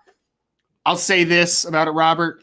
I think that at this point, I would not bet on him decommitting from Kansas State because I think he really does like Kansas State a lot. And obviously, like you said, he's an in-state kid and has loved the transparency and the consistency that program has had in this recruitment with him, right? Like he's been their guy the entire time. There's been no question about that. With Notre Dame can't say the same thing, right? They're trying to get back into the game when their plan A fell through, if we're going to be honest about it, right? So we'll see. I will say this, though. Dylan Edwards was also very heavy, Kansas State there for a little bit, and then, Notre Dame changed things a little bit. So I'm not predicting it, but I think they can get back into the fight. It's just, I don't know. I think the question is whether it's too late or not for me, Sean. Like, I don't know if it's too late right now, but we'll see.